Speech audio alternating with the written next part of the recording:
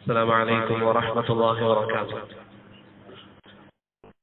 الحمد لله رب العالمين، والصلاة والسلام على أشرف الأنبياء والمرسلين نبينا محمد عليه وعلى آله أفضل الصلوات وأتم التسليم. أما بعد، رب اشرح لي صدري ويسر لي أمري واحلل عقدة من لساني يفقه قولي. سبحانك لا علم لنا إلا ما علمتنا إنك أنت العليم الحكيم. ബഹുമാനമുള്ള സഹോദരങ്ങളെ, അല്ലാഹു സുബ്ഹാനഹു വ തആല നമ്മുടെ ഈ മജ്‌ലിസിനെ സാലിഹായ ഒരു അമലായി നമ്മിൽ നിന്ന് സ്വീകരിക്കുമാറാകട്ടെ. അല്ലാഹുവിനെ കണ്ടുമുട്ടുന്ന ദിവസത്തിൽ നമുക്ക് സന്തോഷം നൽകുന്ന ഒരു അമലായി ഈ അമലിനെ അല്ലാഹു സുബ്ഹാനഹു വ തആല മാറ്റി നൽകുമാറാകട്ടെ. ഇത്തരത്തിലുള്ള ദീനി മജാലിസുകൾ സംഘടിപ്പിക്കുക എന്നുള്ളത് ഏറെ പുണ്യമുള്ള കാര്യമാണ്. ദീനിന്റെ മജാലിസുകളിൽ പങ്കെടുക്കുന്നതുമായി ബന്ധപ്പെട്ട് ധാരാളം പ്രദേശതകൾ റസൂലുള്ളാഹി സ്വല്ലല്ലാഹു അലൈഹി വസല്ലമ തങ്ങൾ പറഞ്ഞിട്ടുണ്ട്. അതുകൊണ്ട് തന്നെ ഈ മജ്‌ലിസുകൾ സംഘടിപ്പിക്കാൻ അതിനുവേണ്ടി പരിശ്രമിച്ച സഹോദരങ്ങൾ, അതിലേക്ക് ആളുകളെ ക്ഷണിക്കാൻ വേണ്ടി പരിശ്രമിച്ചവർ, അവർക്കൊക്കെ അല്ലാഹു സുബ്ഹാനഹു വ തആല തക്കതായ പ്രതിഫലം നൽകി അനുഗ്രഹിക്കുമാറാകട്ടെ. നബി സല്ലല്ലാഹു അലൈഹി വസല്ലമ തങ്ങൾ പറഞ്ഞതുപോലെ, ആരെങ്കിലും ഒരു നന്മയിലേക്ക് ഒരുവനെ ക്ഷണിക്കുകയാണെങ്കിൽ ആ നന്മ ചെയ്തവന് അല്ലെങ്കിൽ ആ നന്മ ചെയ്തവന്റെ പ്രതിഫലം തന്നെ ക്ഷണിച്ചവനും ലഭിക്കുമെന്ന് റസൂലുള്ളാഹി സ്വല്ലല്ലാഹു അലൈഹി വസല്ലമ തങ്ങൾ നമുക്ക് സന്തോഷ വാർത്ത അറിയിച്ചു. അതുകൊണ്ട് ആളുകളെ നന്മയിലേക്ക് ക്ഷണിക്കുന്നതിൽ നിങ്ങളും പങ്കുചേരാൻ ശ്രമിക്കുക. മറ്റുള്ളവർക്ക് ഖൈർ എത്തിച്ചു കൊടുക്കുക. ഒരു പക്ഷേ പരലോകത്ത് അല്ലാഹുവിനെ കണ്ടുമുട്ടുന്ന ദിവസത്തിൽ നിങ്ങൾക്ക് സന്തോഷം നൽകുന്നത് ആ ഒരു അമലായിരിക്കും. ഇൽമിന്റെ വിഷയത്തിൽ വന്ന ഹദീസുകൾ ധാരാളമുണ്ടെങ്കിലും ഒരു കാര്യം മാത്രം ഞാൻ സൂചിപ്പിക്കാം. നമുക്ക് ഇഖ്ലാസ് ഉണ്ടാക്കിയെടുക്കാൻ നമ്മെ സഹായിക്കുന്ന ഒരൊറ്റ ഹദീസ് മാത്രം.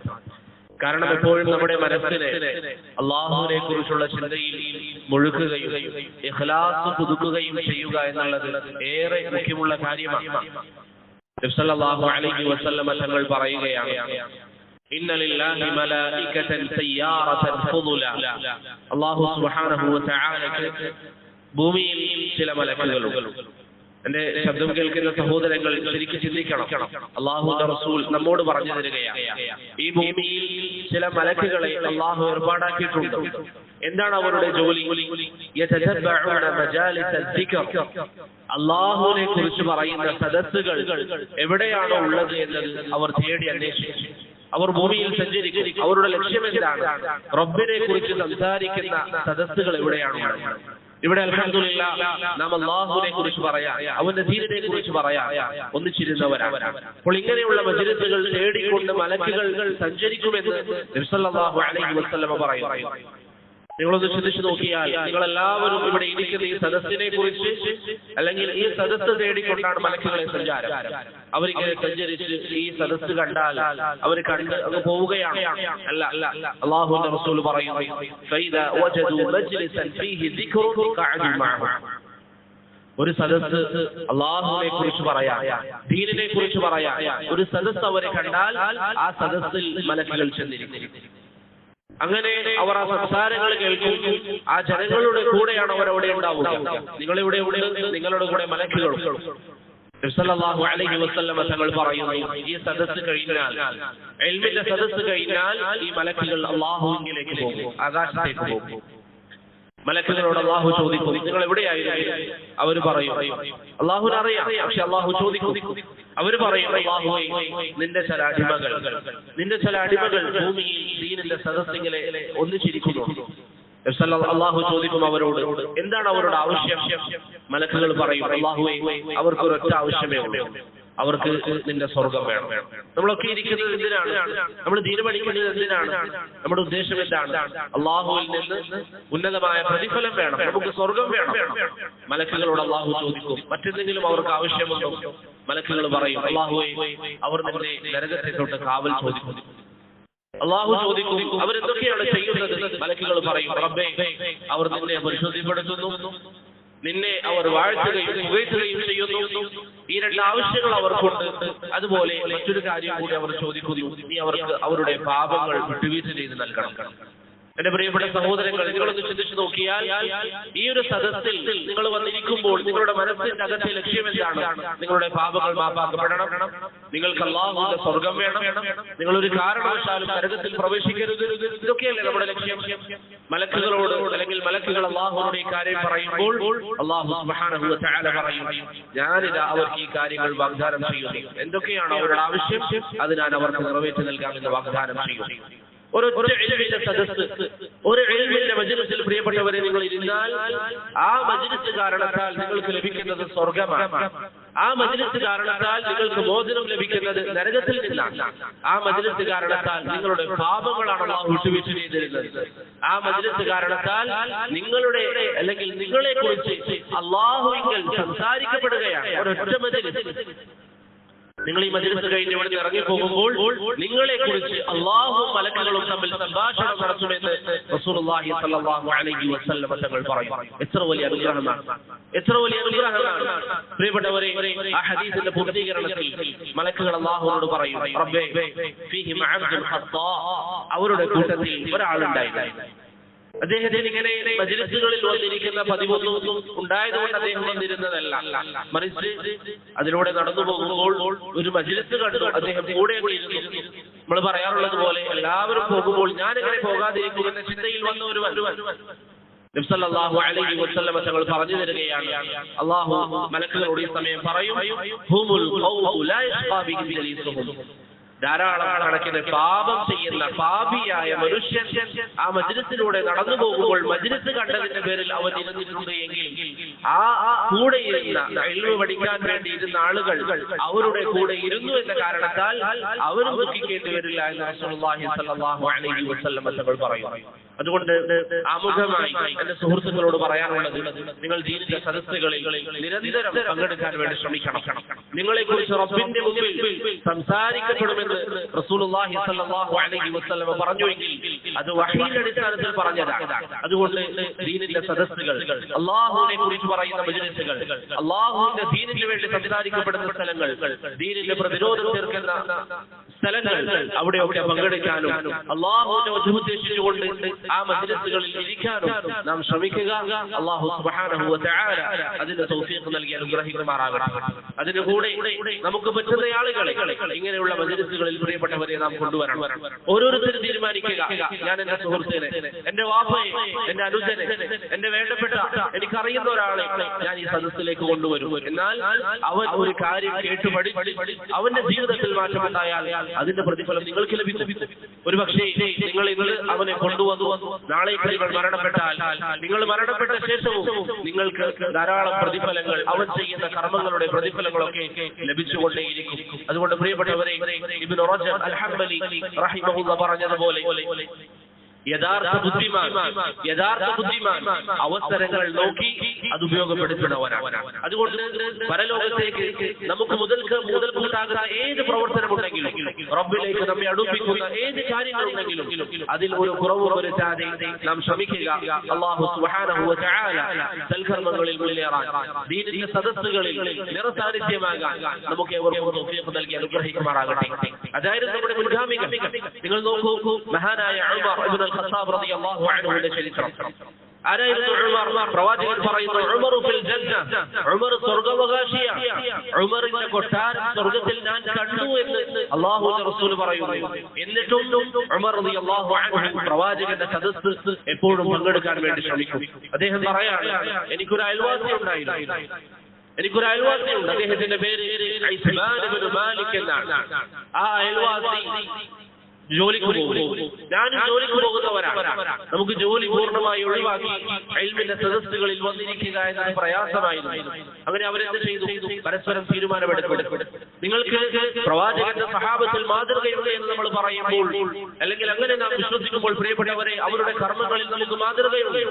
മഹാനായ ഉമർ റളിയല്ലാഹു അൻഹു പറയാണ്, ഞങ്ങൾക്ക് രണ്ടുപേർക്കും ജോലി ഒഴിവാക്കുക സാധ്യമായിരുന്നില്ല. നമ്മൾ എന്ത് ചെയ്തു? ഞാൻ ഇബ്രാഹിമിനോട് പറഞ്ഞു, നീ ഒരു ദിവസം ജോലിക്ക് പോകുക, പോകുക. അന്ന് ഞാൻ പ്രവാചകന്റെ സദസ്സിലേക്ക് പോയിരുന്നു കൊള്ളാം, പ്രവാചകൻ പറയുന്ന കാര്യങ്ങളൊക്കെ കേട്ട് പഠിക്കാം, തിരിച്ചു വന്നാൽ ഞാൻ താങ്കൾക്ക് പറഞ്ഞു തരാം എന്നൊക്കെയാണ് നബി സല്ലല്ലാഹു അലൈഹി വസല്ലം തങ്ങൾ പഠിപ്പിച്ചത്. പിറ്റേ ദിവസം ഉമർ റളിയല്ലാഹു അൻഹു ജോലിക്ക് പോകും. ഇത്ബാൻ ഇബ്നു മാലിക് പ്രവാചകന്റെ സദസ്സിൽ വന്നിരിക്കും. എന്തൊക്കെയാണ് കാര്യങ്ങൾ എന്ന് പ്രവാചകൻ പഠിപ്പിച്ചത് എന്ന് ഉമർ റളിയല്ലാഹു അൻഹു വന്ന് പറഞ്ഞു കൊടുക്കും. ഇന്ന് ചിലപ്പോഴൊക്കെ നിസാരമായ കാര്യങ്ങൾ പറഞ്ഞ് ദീനിന്റെ സദസ്സുകൾ നാം ഒഴിവാക്കുമ്പോൾ, ചെറിയ ചെറിയ വിഷയങ്ങൾ പറഞ്ഞു ദീനിന്റെ സദസ്സുകൾ ഒഴിവാക്കുമ്പോൾ, നമ്മുടെ ഭൗതികമായ എന്തെങ്കിലും തിരക്കുകൾ പറഞ്ഞു, അല്ലെങ്കിൽ നമുക്ക് ഏതെങ്കിലും ഒരു ഫംഗ്ഷനോ പരിപാടികളോ പറഞ്ഞുകൊണ്ട് ദീനിന്റെ സദസ്സിന്റെ ഏറ്റവും അവസാന സ്ഥാനം നാം നൽകുമ്പോൾ, പ്രിയപ്പെട്ടവരെ, അള്ളാഹുവിനെ കുറിച്ചുള്ള സംസാരത്തിന്, റസൂലിനെ കുറിച്ചുള്ള സംസാരത്തിന് നമ്മുടെ ജീവിതത്തിൽ ഈ ഒരു സ്ഥാനമാണ് നാം നൽകുന്നത് എങ്കിൽ നമ്മുടെ ഈമാൻ എത്രമാത്രം ബലഹീനമാണ് എന്ന് നാം ശ്രദ്ധിക്കുക.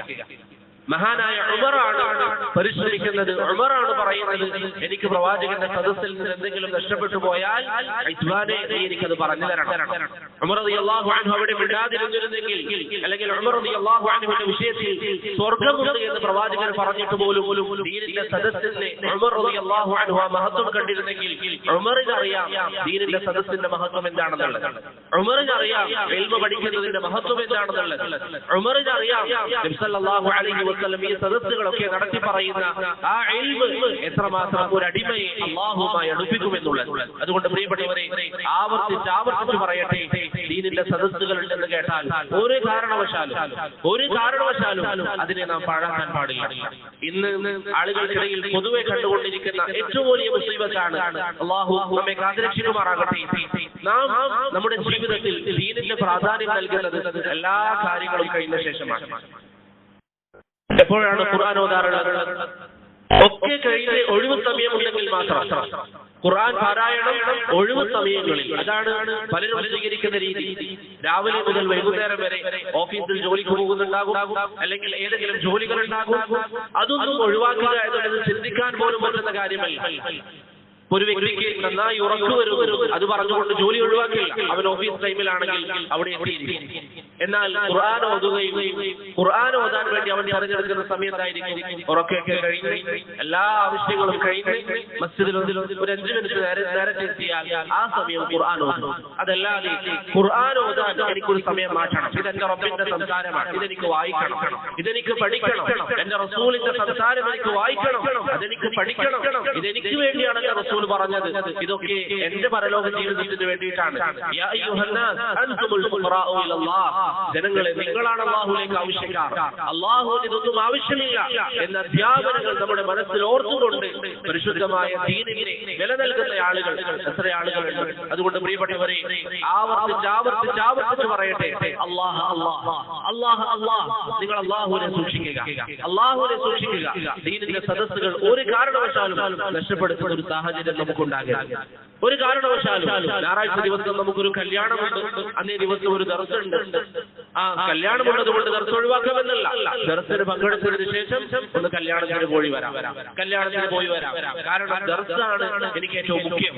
കല്യാണത്തിന് പോയി അവിടെ ഭക്ഷണം കഴിച്ച് അവനെ സന്തോഷിപ്പിക്കുന്നതിനേക്കാളും എനിക്ക് വലുത് എന്റെ റബ്ബിനെ കുറിച്ച് പറയുന്ന മജ്‌ലിസുകളാണ്. ക്ഷണം സ്വീകരിക്കണം, ക്ഷണത്തിന് നിങ്ങൾക്ക് പോകാം, പക്ഷെ അതിനായിരിക്കരുത് ഏറ്റവും അധികം മുൻതൂക്കം നൽകേണ്ടത്, മറിച്ച് അല്ലാഹുവിന്റെ മജ്‌ലിസുകൾക്കായിരിക്കണം. നിങ്ങൾ നോക്കൂ, ഇന്ന് ആളുകൾ മദ്രസ വിദ്യാഭ്യാസം അത് നൽകുന്നത് എപ്പോഴാണ്? സ്കൂൾ പഠനമൊക്കെ കഴിഞ്ഞ് കുറച്ച് സമയം ബാക്കിയുണ്ടെങ്കിൽ രാവിലെ അല്ലെങ്കിൽ വൈകുന്നേരം മദ്രസയിലായിരിക്കും. വേറെ ചില ആളുകൾ ആഴ്ചയിൽ 2 ദിവസം മാത്രം മദ്രസയിലായിരിക്കും. തന്റെ വീട്ടിൽ കുട്ടികൾ ഖുർആൻ ഓതുന്നത് ഈ 2 ദിവസം മാത്രമായിരിക്കും. ബാക്കിയുള്ള ദിവസങ്ങളിൽ മൊത്തം ഭൗതികമായ വിഷയങ്ങൾ, ഖുർആൻ പോലും പാരായണം ചെയ്യപ്പെടാത്ത എത്രയെത്ര വീടുകളാണ് നമ്മുടെ നാട്ടിലുള്ളത്. ഖുർആൻ ഓതപ്പെടാത്ത വീടുകളിൽ എന്ത് ാണ് ഉണ്ടാവുക, എന്ത് ഖൈറാണ് ആ വീട്ടിലുള്ളവർ പ്രതീക്ഷിക്കുന്നത്? പിശാചിന്റെ സ്വാധീനം എത്രമാത്രം ആ വീട്ടിലുണ്ടാകും? ചില ആളുകൾ പറയും, എപ്പോഴും വീട്ടിൽ പ്രയാസമാണ്, വീട്ടിൽ സന്തോഷമില്ല, വീട്ടിൽ ആളുകൾക്കിടയിൽ യോജിപ്പില്ല. എന്തായിരിക്കും കാരണം? നീ അല്ലാഹുവിന്റെ ശഅائറുകൾ വീട്ടിൽ നിന്ന് ഒഴിവാക്കി, നീ നിന്റെ ഖുർആൻ പാരായണം നിന്റെ വീട്ടിൽ വെച്ച് നീ നടത്തുന്നില്ല, സുന്നത്ത് നിസ്കാരങ്ങൾ നീ വീട്ടിൽ വെച്ച് നടത്തുന്നില്ല, അല്ലാഹുവിന്റെ റസൂലിനെ കുറിച്ചുള്ള സംസാരം വീട്ടിൽ വെച്ച് നടത്തുന്നില്ല. അതുകൊണ്ട് പ്രിയപ്പെട്ടവരെ, അല്ലാഹുവിന്റെ ദീൻ അതിനെ നാം ബഹുമാനിക്കുക, അള്ളാഹുവിന്റെ ദീനിനെ നാം മഹത്വപ്പെടുത്തുക, ദീനിനെ ഉയർത്താനുള്ള പ്രവർത്തനങ്ങൾ നമ്മെ കൊണ്ട് സാധിക്കുന്നത് എന്താണോ അത് നാം ചെയ്യുക. അതുകൊണ്ട് ഈ വിഷയങ്ങളിൽ നമുക്ക് ശ്രദ്ധയുണ്ടാകണം. അള്ളാഹു സുബ്ഹാനഹു വ തആല നമുക്കത് ശ്രദ്ധിക്കാൻ തൗഫീഖ് നൽകി അനുഗ്രഹിക്കുമാറാകട്ടെ. ഇനി നമുക്ക് നമ്മുടെ വിഷയത്തിലേക്ക് വരാം. നമ്മുടെ വിഷയങ്ങളൊക്കെ അറിയുന്നത് പോലെ തന്നെ സഹാബത്തിന്റെ വിശ്വാസം, അഹ്ലുസുന്നത്തി വൽ ജമാഅത്തിന്റെ വിശ്വാസം എന്നതിനെ കുറിച്ചാണ് ഇന്നത്തെ ചർച്ച ഇൻഷാ അല്ലാഹ് ഒരു രണ്ട് ഭാഗമായിട്ട് സംസാരിക്കാനാണ് ഉദ്ദേശിക്കുന്നത്. ഒന്നാമത്തെ ഭാഗത്തിൽ എന്താണ് അഹ്ലുസുന്നത്തി വൽ ജമാഅത്തിന്റെ വിശ്വാസം എന്ന് അതിന്റെ അടിസ്ഥാനങ്ങളെ കുറിച്ച് ലളിതമായി നമുക്ക് മനസ്സിലാക്കാം. അതിനുശേഷം ആ വിഷയവുമായി ബന്ധപ്പെട്ട് പലരും പറയുന്ന സംശയങ്ങൾ, ഇവിടുത്തെ ചില സഹോദരങ്ങളും മറ്റും എന്നോട് പറഞ്ഞിരുന്ന ചില വിഷയങ്ങളെ കുറിച്ച് നമുക്ക് വിശദീകരിക്കാം. അല്ലാഹു സുബ്ഹാനഹു വ തആല കാര്യങ്ങൾ നല്ല നിലയിൽ കേൾക്കാനും അമലിൽ കൊണ്ടുവരാനും നമുക്ക് ഏവർക്കും തൗഫീഖ് നൽകി അനുഗ്രഹിക്കുമാറാകട്ടെ. പ്രിയപ്പെട്ടവരെ, റസൂലുള്ളാഹി സ്വല്ലല്ലാഹു അലൈഹി വസല്ലം തങ്ങൾ അവിടുത്തെ ജീവിതത്തിൽ നിങ്ങൾക്കൊക്കെ അറിയാവുന്നതുപോലെ തന്നെ ഈ ഭൂമിയിലേക്ക് വരികയും അല്ലാഹുവിന്റെ ദീൻ എന്താണെന്നുള്ളത് വളരെ വ്യക്തമായി നമുക്ക് വിശദീകരിച്ച് നൽകുകയും ചെയ്തു. യഥാർത്ഥ ദീൻ എന്താണ് സല്ലല്ലാഹു അലൈഹി വസല്ലം നമുക്ക് പറഞ്ഞു തന്നു. പ്രവാചകന്റെ അധ്യാപനങ്ങളിൽ സല്ലല്ലാഹു അലൈഹി വസല്ലം അവിടുത്തെ കാലഘട്ടത്തിൽ പറഞ്ഞ ഒരു കാര്യമാണ്. ഇർബാദ് ബിൻ സാരിയ റളിയല്ലാഹു അൻഹു ഉദ്ധരിക്കുന്ന ഹദീസിൽ കാണാം, ഒരു ദിവസം സല്ലല്ലാഹു അലൈഹി വസല്ലം നമുക്ക് ഇമാമായി നിസ്കരിച്ചു. എന്റെ ശബ്ദം കേൾക്കുന്ന ആളുകൾ ശരിക്കും ചിന്തിക്കണം. ഞാൻ ഇതിനുള്ള അധികം ദീർഘിപ്പിക്കുകയില്ല. നമുക്ക് മനസ്സിലാക്കാൻ നമ്മെ സഹായിക്കുന്ന ചില കാര്യങ്ങൾ പറയുക എന്നത് മാത്രമാണ് ഉദ്ദേശം. നിസ്കാരശേഷം നബി സല്ലല്ലാഹു അലൈഹി വസല്ലം സഹാബികളെ കൂട്ടിയിരുത്തി ഒരു ഉപദേശം അവർക്ക് മുന്നിൽ പറഞ്ഞു. മഹാനായ സഹാബി ഇർബാദ് റളിയല്ലാഹു അൻഹു പറയുകയാണ്, അത് കേട്ടപ്പോൾ നമ്മുടെ ഹൃദയം ഭയക്കാൻ തുടങ്ങി, നമ്മുടെ കണ്ണിൽ നിന്ന് കണ്ണുനീർ വരാൻ തുടങ്ങി.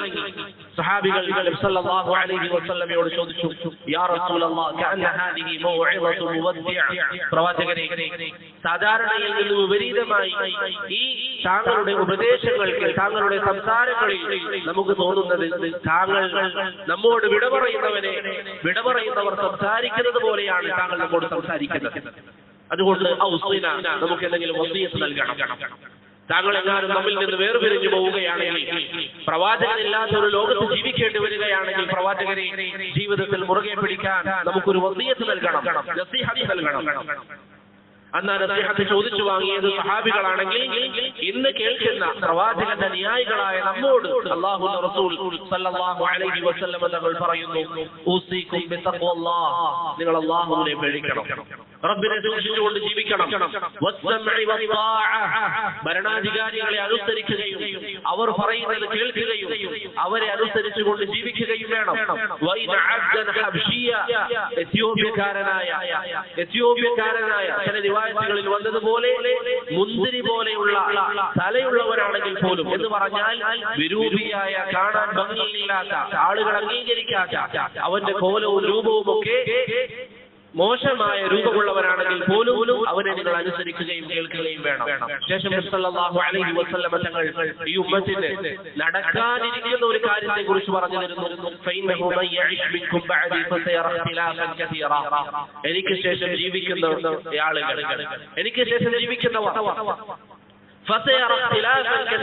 അവൻ ധാരാളക്കണക്കിന് അഭിപ്രായ വ്യത്യാസങ്ങൾ കാണേണ്ടി വരും. നിങ്ങൾ പ്രവാചകന്റെ വാക്കുകളെ കുറിച്ച് എപ്പോഴും നിങ്ങൾ ചിന്തിക്കേണ്ടത് എന്താണ്? ഇത് വെറുതെ എന്ന് പറയുന്നതാണോ? അല്ല. പ്രവാചകൻ പറയുന്നത് വഹയിന്റെ അടിസ്ഥാനത്തിലാണ്. അള്ളാഹു പറഞ്ഞു കൊടുക്കുന്ന കാര്യങ്ങളാണ് നബി സല്ലല്ലാഹു അലൈഹി വസല്ലം നമുക്ക് പറഞ്ഞു തരുന്നത്. നമ്മെ സൃഷ്ടിച്ച അല്ലാഹു സുബ്ഹാനഹു വ തആല, ഭൂമിയെ നിയന്ത്രിക്കുന്ന റബ്ബ്, ആ റബ്ബ് പ്രവാചകൻ അറിയിച്ചു കൊടുത്ത കാര്യമാണ്.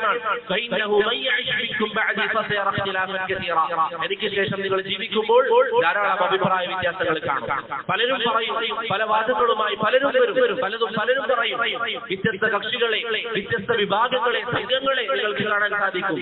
നബി സല്ലല്ലാഹു അലൈഹി വസല്ലം തങ്ങൾ ഇതിനുശേഷം ഈ ഉമ്മത്തിൽ സംഭവിക്കാനിരിക്കുന്ന, പ്രവാചകന്റെ കാലഘട്ടത്തിൽ സംഭവിച്ചിട്ടില്ല, ഇനി സംഭവിക്കാനിരിക്കുന്ന കാര്യത്തെക്കുറിച്ച്, വരാനിരിക്കുന്ന രോഗത്തെക്കുറിച്ച് പ്രവാചകൻ പറയുന്നു, ഈ ഉമ്മത്തിൽ ഭിന്നിപ്പുണ്ടാകും.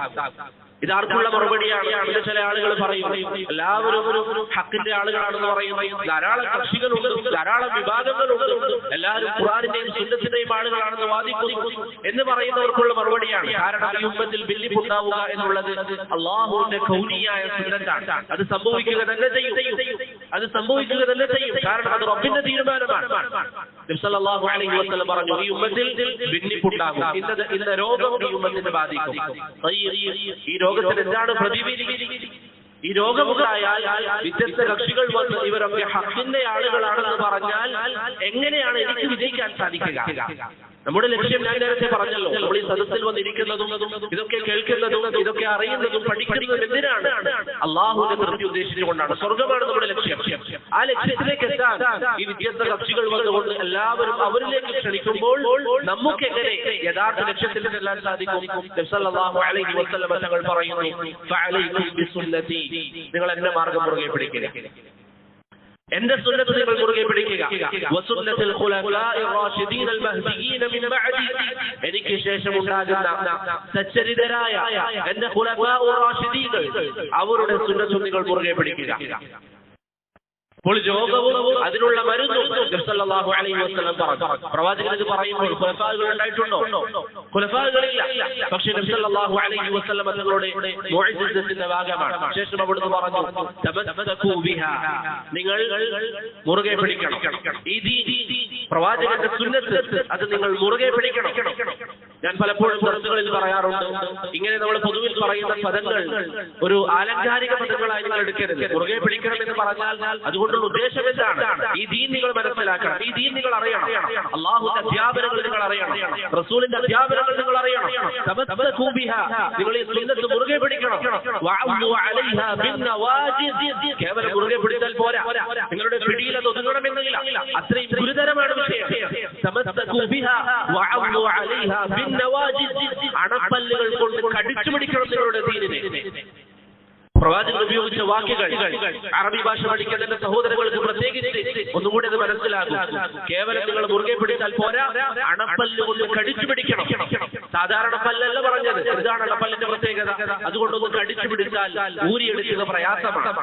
അത്രയും കഠിനമായി നിങ്ങൾ മുറുകെ പിടിക്കണം. എന്തുകൊണ്ട് നിങ്ങൾ അങ്ങനെ മുറുകെ പിടിക്കണം? നബി സല്ലല്ലാഹു അലൈഹി വസല്ലം പറഞ്ഞു, വഇയ്യാകും വമുഹ്ദസാത്തിൽ ഉമൂർ, എന്റെ കാലഘട്ടം കഴിഞ്ഞാൽ ദീനിൽ പുതിയ കാര്യങ്ങൾ വന്നു തുടങ്ങും. ദീനിൽ പുതിയ പുതിയ ആശയങ്ങൾ ആളുകൾ കൊണ്ടുവരും. അതാണ് യഥാർത്ഥ ദീൻ എന്ന് പറയും. അതിലേക്കാണ്, അതാണ് സ്വർഗത്തിന്റെ മാർഗം എന്ന് പറയും. നിങ്ങൾ അറിയുക, പുതുതായി ദീനിൽ ഉണ്ടാക്കപ്പെടുന്ന സകല കാര്യങ്ങളും അത് അനാചാരമാണ്, ബിദ്അത്താണ്, പുതിയ കാര്യങ്ങളാണ്. ആ കാര്യങ്ങളൊക്കെ, പുതുതായി നിർമ്മിക്കുന്ന കാര്യങ്ങളൊക്കെ നിങ്ങളെ രക്ഷയിലേക്കല്ല വഴികേടിലേക്കാണ് എത്തിക്കുക എന്ന് റസൂലുള്ളാഹി സ്വല്ലല്ലാഹു അലൈഹി വസല്ലം തങ്ങൾ പറഞ്ഞു. അപ്പോൾ പ്രിയപ്പെട്ടവരെ, ഈ ഒരു ഹദീസ് നിങ്ങൾ ചിന്തിച്ചിരുന്നുവെങ്കിൽ, ഈ ഒരു ഹദീസിൽ മുസ്ലിം ഉമ്മത്ത് ചിന്തിച്ചിരുന്നുവെങ്കിൽ എന്ന് പലരും പറയുന്ന അവരുടെ ന്യായങ്ങൾ, അവരുടെ ഒഴിവുകഴിവുകൾ അവർക്ക് ഉണ്ടാകുമായിരുന്നു. ഈ ഹദീസിൽ ഈ ഉമ്മത്തിനെ ബാധിക്കാതിരിക്കുന്ന രോഗത്തെക്കുറിച്ചും അതിനുള്ള മരുന്നിനെ കുറിച്ചും റസൂലുള്ളാഹി സ്വല്ലല്ലാഹു അലൈഹി വസല്ലം തങ്ങൾ പറഞ്ഞു. യഥാർത്ഥ ദീനിൽ നിന്ന് നിങ്ങളെ തെറ്റിക്കുന്ന വ്യത്യസ്ത കക്ഷികൾ വരും. എല്ലാവരും അവരാണ് ഹക്കിന്റെ ആളുകൾ എന്ന് പറയും. നിങ്ങൾക്ക് ഹക്ക് മനസ്സിലാക്കാനുള്ള മാനദണ്ഡം വേണമെങ്കിൽ ഇദാ ഫഅലൈക്കും ബിസുന്നതി വസുന്നത്തിൽ ഖുലഫാഇർ റാഷിദീൻ അൽ മഹ്ദിയീൻ മിൻ ബഅദി, എന്റെയും സഹാബത്തിന്റെയും മാർഗ്ഗം മുറുകെ പിടിക്കുക എന്ന് റസൂലുള്ളാഹി സ്വല്ലല്ലാഹു അലൈഹി വസല്ലം പറഞ്ഞു. ഇവിടെ നമുക്ക് ബോധ്യപ്പെടുന്ന ഒരു കാര്യം എന്താണ്? പ്രവാചകന്റെ കാലഘട്ടം കഴിഞ്ഞാൽ വ്യത്യസ്ത കക്ഷികൾ ഭൂമിയിൽ ഉണ്ടാകും. എല്ലാവരും അവരാണ് ഹക്കിന്റെ ആളുകൾ എന്ന് പറയും. അവർ മിണ്ടാതിരിക്കുന്നവരല്ല. ഹുദൈഫ റളിയല്ലാഹു അൻഹുവിന്റെ ഹദീസിൽ നബി സല്ലല്ലാഹു അലൈഹി വസല്ലം തങ്ങൾ പറഞ്ഞതുപോലെ ദുആഅത്തുൻ ഇലാ അബ്വാബി ജഹന്നം, നരകത്തിന്റെ കവാടങ്ങളിലേക്ക് നിങ്ങളെ ക്ഷണിക്കാൻ ചില ദാഇമാരുണ്ടാകും. നരകത്തിന്റെ കവാടങ്ങളിലേക്ക് അവർ നിങ്ങളെ ദഅവത്ത് നടത്തുന്നവരാണ്. അവർ ഈ ദഅവത്ത് നടത്തുന്നത് ഖുർആനും സുന്നത്തും ഉപയോഗിക്കാതെയാണോ? അല്ല. സഹാബി ഹുദൈഫ പ്രവാചകനോട് ചോദിക്കുന്നു, ശരിക്കും ചിന്തിക്കുക. ഹുദൈഫ റളിയല്ലാഹു അൻഹു പ്രവാചകനോട് ചോദിക്കുന്നു, പ്രവാചകരെ, നരകത്തിലേക്ക് നമ്മെ ക്ഷണിക്കുന്ന അവരെ കുറിച്ച് നമുക്ക് പറഞ്ഞു തരണം. നബി സല്ലല്ലാഹു അലൈഹി വസല്ലം തങ്ങൾ പറഞ്ഞു, യതകല്ലമൂന ബിഅൽസിനതിന വഹും മിൻ ജിൽദതിന, മുസ്ലിമീങ്ങളിൽ പെട്ട ആളുകൾ, ഖുർആനും സുന്നത്തും വെച്ചുകൊണ്ട് നമ്മുടെ നാവ് വെച്ചുകൊണ്ട് സംസാരിക്കും. അഥവാ ഖുർആനും സുന്നത്തും വെച്ചുകൊണ്ടായിരിക്കും അവർ ജനങ്ങളെ അഭിസംബോധന ചെയ്യുക. ഖുർആനും സുന്നത്തും വെച്ചുകൊണ്ട് ആളുകളെ നരക കവാടങ്ങളിലേക്ക് ക്ഷണിക്കുന്ന ആളുകൾ വരുമെന്ന് റസൂലുള്ളാഹി സ്വല്ലല്ലാഹു അലൈഹി വസല്ലം മുന്നറിയിപ്പ് നൽകി. ഇന്ന് ചില ആളുകൾ ചോദിക്കാറില്ലേ, നിങ്ങൾ ഈ പറയുന്ന അല്ലെങ്കിൽ നിങ്ങൾ എതിർക്കുന്ന ബിദ്അത്തിന്റെ ആളുകൾ, ഖുറാഫാത്തിന്റെ ആളുകൾ, ശിർക്കിന്റെയും ബിദ്അത്തിന്റെയും പ്രചാരകർ, അവർ പഠിപ്പിക്കുന്നത് സഹീഹുൽ ബുഖാരിയല്ലേ, അവർ പഠിപ്പിക്കുന്നത് സഹീഹ് മുസ്ലിമല്ലേ, അവർ ഈ ഹദീസിലെ ഗ്രന്ഥങ്ങളല്ലേ പഠിപ്പിക്കുന്നത് എന്ന് ചോദിക്കുന്നവർക്കുള്ള മറുപടി നബി സല്ലല്ലാഹു അലൈഹി വസല്ലം പറഞ്ഞു വെച്ചിട്ടുണ്ട്. എന്താണ് മറുപടി? വലാലത്തിന്റെ ആളുകൾ നിങ്ങളെ അതിലേക്ക് ക്ഷണിക്കുക, യതകല്ലമൂന ബിഅൽസിനതിന, ഖുർആനും സുന്നത്തും വെച്ചുകൊണ്ട് തന്നെയാണ്. ഖുർആനും സുന്നത്താണ് അവർക്ക് നിങ്ങളോട് പറയാനുണ്ടാവുക. അവരെ നിങ്ങൾ സൂക്ഷിക്കണമെന്ന് റസൂലുള്ളാഹി സ്വല്ലല്ലാഹു അലൈഹി വസല്ലം തങ്ങൾ പറഞ്ഞു. അപ്പോൾ പ്രിയപ്പെട്ടവരെ, ധാരാളം കക്ഷികൾ ഉണ്ടാകും, അതിനിടയിൽ വിജയിക്കുന്ന കക്ഷിയുടെ അടയാളം സല്ലല്ലാഹു അലൈഹി വസല്ലം തങ്ങൾ പറഞ്ഞതുപോലെ ഫഅലൈക്കും ബിസുന്നതി വസുന്നത്തിൽ ഖുലഫാഇർ റാഷിദീൻ അൽ മഹ്ദിയീൻ, എന്റെയും സഹാബത്തിന്റെയും ഖുലഫാഉകളുടെയും മാർഗ്ഗം. ചില റിവായത്തുകളിൽ മാ അന അലൈഹി വഅസ്ഹാബി, ഞാനും എന്റെ സഹാബികളും ഏത് മാർഗ്ഗത്തിലാണോ ആ മാർഗ്ഗം മുറുകെ പിടിക്കുന്നവർ. അപ്പോൾ നമുക്ക് വിജയിക്കാനുള്ള മാർഗ്ഗം എന്താണ്? പ്രവാചകന്റെയും സഹാബത്തിന്റെയും മാർഗ്ഗം മുറുകെ പിടിക്കുക. അതാണ് വിജയിക്കാനുള്ള മാർഗം. അവർക്കാണ് എന്ന് പറയുന്നത് അഹ്ലുസുന്ന എന്ന് പറയുന്നത്. പ്രവാചകന്റെ കാലഘട്ടത്തിൽ അവർ അറിയപ്പെട്ടത് സൂറത്തുൽ ഹജ്ജിൽ അല്ലാഹു പറഞ്ഞതുപോലെ ഹുവ സമ്മാകുൽ മുസ്ലിമീൻ, എല്ലാവരും അറിയപ്പെട്ടത് ഏത് പേരിലായിരുന്നു? മുസ്ലിമീങ്ങൾ എന്ന ഒറ്റ പേരാണ്. മുസ്ലിമീങ്ങൾ എന്ന പേരിലാണ്. പിന്നീട് പല ആളുകളും ദീനിൽ പ്രവാചകൻ മുന്നറിയിപ്പ് നൽകിയതുപോലെ വ്യത്യസ്ത കക്ഷികൾ വന്നു, ദീനിൽ പുതിയ പുതിയ കാര്യങ്ങൾ ഉണ്ടാക്കി. ഒരാൾ പറയുന്നു ഭരണാധികാരികൾക്കെതിരെ ഇറങ്ങൽ അനുവദനീയമാണ്, ഭരണാധികാരികൾക്കെതിരെ വിപ്ലവങ്ങൾ ഉണ്ടാക്കൽ അനുവദനീയമാണ്. അവരെ വേർതിരിച്ചു. അവർ മുസ്ലിമീങ്ങളായിട്ട് തന്നെയാണ് അറിയപ്പെടുന്നത്. പക്ഷേ അവരിൽ നിന്ന് വേർതിരിയാൻ ഇങ്ങനെ ബിദ്അത്തിന്റെ കക്ഷികൾ വന്നപ്പോൾ അവരിൽ നിന്ന് വേർതിരിയാൻ അഹ്ലുസുന്ന എന്ന പേര് സ്വീകരിച്ചു. അയ്യൂബ് അസ്സഖ്തിയാനി റഹിമഹുല്ലാഹ് ആ പേര് ഉപയോഗിച്ചതുപോലെ അഹ്ലുസുന്ന. മുസ്ലിമീങ്ങൾ എന്ന പേരിൽ നിന്ന് അഹ്ലുസുന്ന എന്ന പേര് സ്വീകരിക്കാനുള്ള കാരണം എന്താണ്? ബിദ്അത്തിന്റെ ആളുകൾ പ്രത്യക്ഷപ്പെട്ടു.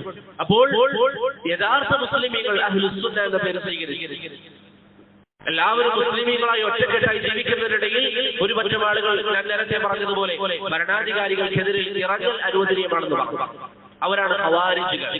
വേറൊരു വിഭാഗം വന്നു, അവർ പറഞ്ഞു അലി ഇബ്നു അബി ത്വാലിബ് റളിയല്ലാഹു അൻഹു ആണ് യഥാർത്ഥത്തിൽ ഖിലാഫത്തിന് അർഹരായവർ, അലി ഇബ്നു അബി ത്വാലിബ് ആണ് യഥാർത്ഥത്തിൽ നുബുവത്തിന് അർഹരായവർ. ചില ആളുകൾ അലി റളിയല്ലാഹു അൻഹു ആണ് ഇലാഹ് എന്നുവരെ വാദിച്ചു. അതുപോലെ ആലുൽ ബൈത്ത് പ്രവാചക കുടുംബത്തിനോട് ഇസ്ലാം അനുവദിക്കാത്ത നിലയിലുള്ള പെരുമാറ്റങ്ങൾ സ്വീകരിച്ച ഒരു വിഭാഗം, അവർക്ക് ഇസ്ലാമിന്റെ ചരിത്രത്തിൽ റാഫിദിയ്യാക്കൾ എന്ന പേര് വന്നു. ഇങ്ങനെ വ്യത്യസ്ത കക്ഷികൾ, ഇവരെല്ലാവരും മുസ്ലിമീങ്ങളാണെന്ന് വാദിക്കുമ്പോൾ യഥാർത്ഥ മുസ്ലിം ആരാണ് എന്നറിയാൻ വ്യത്യസ്തമായ ഒരു പേര് സ്വീകരിച്ചതാണ് അഹ്ലുസുന്ന. ആ പേര് താബിഈകൾ സ്വീകരിച്ചതാണ്. സഹാബികളിൽ നിന്ന് ഇബ്നു അബ്ബാസ് റളിയല്ലാഹു അൻഹുവിൽ നിന്ന് അദ്ദേഹം അങ്ങനെ ഉപയോഗിച്ചതായും വന്നിട്ടുണ്ട്. പിന്നീട് കാലം കുറച്ച് അഹ്ലുസുന്ന എന്ന പേരിൽ അറിയപ്പെടാൻ വേണ്ടി തുടങ്ങി. പക്ഷെ കാലം കുറച്ച് കഴിഞ്ഞപ്പോഴേക്ക് മറ്റൊരു വിഭാഗം വന്നു. എന്തായിരുന്നു അവരുടെ പ്രത്യേകത? അവരുടെ അഭിപ്രായങ്ങൾക്കാണ് മുൻഗണന. അവരുടെ അഭിപ്രായങ്ങൾ ഖുർആനും സുന്നത്തും മനസ്സിലാക്കുന്നത് അവരുടേതായ അഭിപ്രായങ്ങൾ അനുസരിച്ചുകൊണ്ടാണ്. അവരുടേതായ ചിന്തകൾ, അവരുടേതായ മാനദണ്ഡങ്ങൾ, അതിന്റെ അടിസ്ഥാനത്തിൽ അവർ വിഷയങ്ങളെ നോക്കിക്കാണാൻ വേണ്ടി തുടങ്ങി. അവരറിയപ്പെട്ടതിന്റെ പേരിലാണ് അഹ്ലുർ റഅയ്, അഭിപ്രായത്തിന്റെ ആളുകൾ. അവർക്കെതിരായി അഹ്ലുസുന്ന എന്ന പേര് സ്വീകരിച്ചു അഹ്ലുൽ ഹദീസ്, ഹദീസിന്റെ ആളുകൾ. ഹദീസിന്റെ ആളുകൾ ഇങ്ങനെ ആദ്യം മുസ്ലിമീങ്ങൾ എന്ന പേര്, പിന്നെ അഹ്ലുസുന്ന, പിന്നെ അഹ്ലുൽ ഹദീസ്, അഹ്ലുൽ അസർ, ഇങ്ങനെ പല പേരുകളും അഹ്ലുസുന്ന സ്വീകരിക്കാനുള്ള കാരണം എന്തായിരുന്നു? ബിദ്അത്തിന്റെ ആളുകളിൽ നിന്ന് വേറിട്ട് നിൽക്കാൻ, ളലാലത്തിന്റെ ആളുകളിൽ നിന്ന് വേറിട്ട് നിൽക്കാൻ. പ്രവാചകൻ ഹദീസിൽ പറഞ്ഞ ഈ രണ്ട് ഭാഗങ്ങൾ, ധാരാളം അഭിപ്രായ വ്യത്യാസങ്ങൾ ഉണ്ടാകും. അതിൽ വിജയിക്കുന്ന കക്ഷി ഖുർആനും സുന്നത്തും മുറുകെ പിടിക്കുന്നവരാണ്. ആ ഖുർആനും സുന്നത്തും മുറുകെ പിടിച്ചവരാണ് അഹ്ലുസുന്ന, അഹ്ലുൽ ഹദീസ്, അഹ്ലുൽ അസർ, അൽ ഫിർഖത്തുൽ നാജിയ, അത്വായിഫത്തുൽ മൻസൂറ തുടങ്ങിയ പേരുകളിൽ അറിയപ്പെട്ട മറ്റേ വിഭാഗം ഖവാരിജികൾ, റവാഫിദികൾ, അൽ അശാഇറ, അൽ മാതുരിദിയ, അൽ മുഅ്തസില, അൽ ജഹ്മിയ, അൽ കറാമിയ എന്നിങ്ങനെ വ്യത്യസ്ത പേരുകളിൽ അവർ അറിയപ്പെട്ടു തുടങ്ങി. കാലം കുറച്ച് കഴിഞ്ഞു ഇഖ്വാനികളൊക്കെ തലമുക്കി തുടങ്ങി. ഇഖ്വാനികൾ അവരുടേതായ ചില പരിശ്രമങ്ങൾ നടത്തി വന്നപ്പോൾ അഹ്ലുസുന്ന വ്യാപകമായി മറ്റൊരു പേര് സ്വീകരിച്ചു. അതാണ് അസ്സലഫിയ്യ. അതാണ് അസ്സലഫിയ്യ. എന്താണ് അസ്സലഫിയ്യ എന്ന് പറഞ്ഞാൽ അതുകൊണ്ടുള്ള ഉദ്ദേശം അബുൽ മുളഫർ അസ്സമഅനി റഹിമഹുല്ലാഹ് പറഞ്ഞതുപോലെ നിസ്ബത്തുൻ ഇലാ അഖീദത്തി സലഫ്. ഈ വ്യത്യസ്ത കക്ഷികൾ ഭൂമിയിൽ ഉണ്ടാവുകയും എല്ലാവരും സത്യത്തിന്റെ ആളുകളാണ് എന്ന് പറയുകയും ചെയ്യുമ്പോൾ അതിനിടയിൽ അതിൽ നിന്നൊക്കെ മാറി യഥാർത്ഥ മുൻഗാമികളുടെ മാർഗം പിൻപറ്റുന്നവർ നമ്മളാണ് എന്ന് പറയാൻ ആ ഒരു അർത്ഥം സ്വീകരിച്ചുകൊണ്ട് സലഫി എന്ന പേര് അഹ്ലുസുന്ന സ്വീകരിച്ചു. അത് വ്യാപകമായി പിൽക്കാലഘട്ടത്തിൽ സ്വീകരിക്കപ്പെട്ടതാണെങ്കിലും മുൻകാലഘട്ടത്തിൽ ആ പേര് ഉപയോഗിക്കപ്പെട്ടിരുന്നു. മുൻകാലഘട്ടത്തിൽ ആ പേരുകൾ ഉപയോഗിച്ചിരുന്നു. ആർക്കാണ് ഒരു ഉദാഹരണം പറയാൻ പറ്റുക?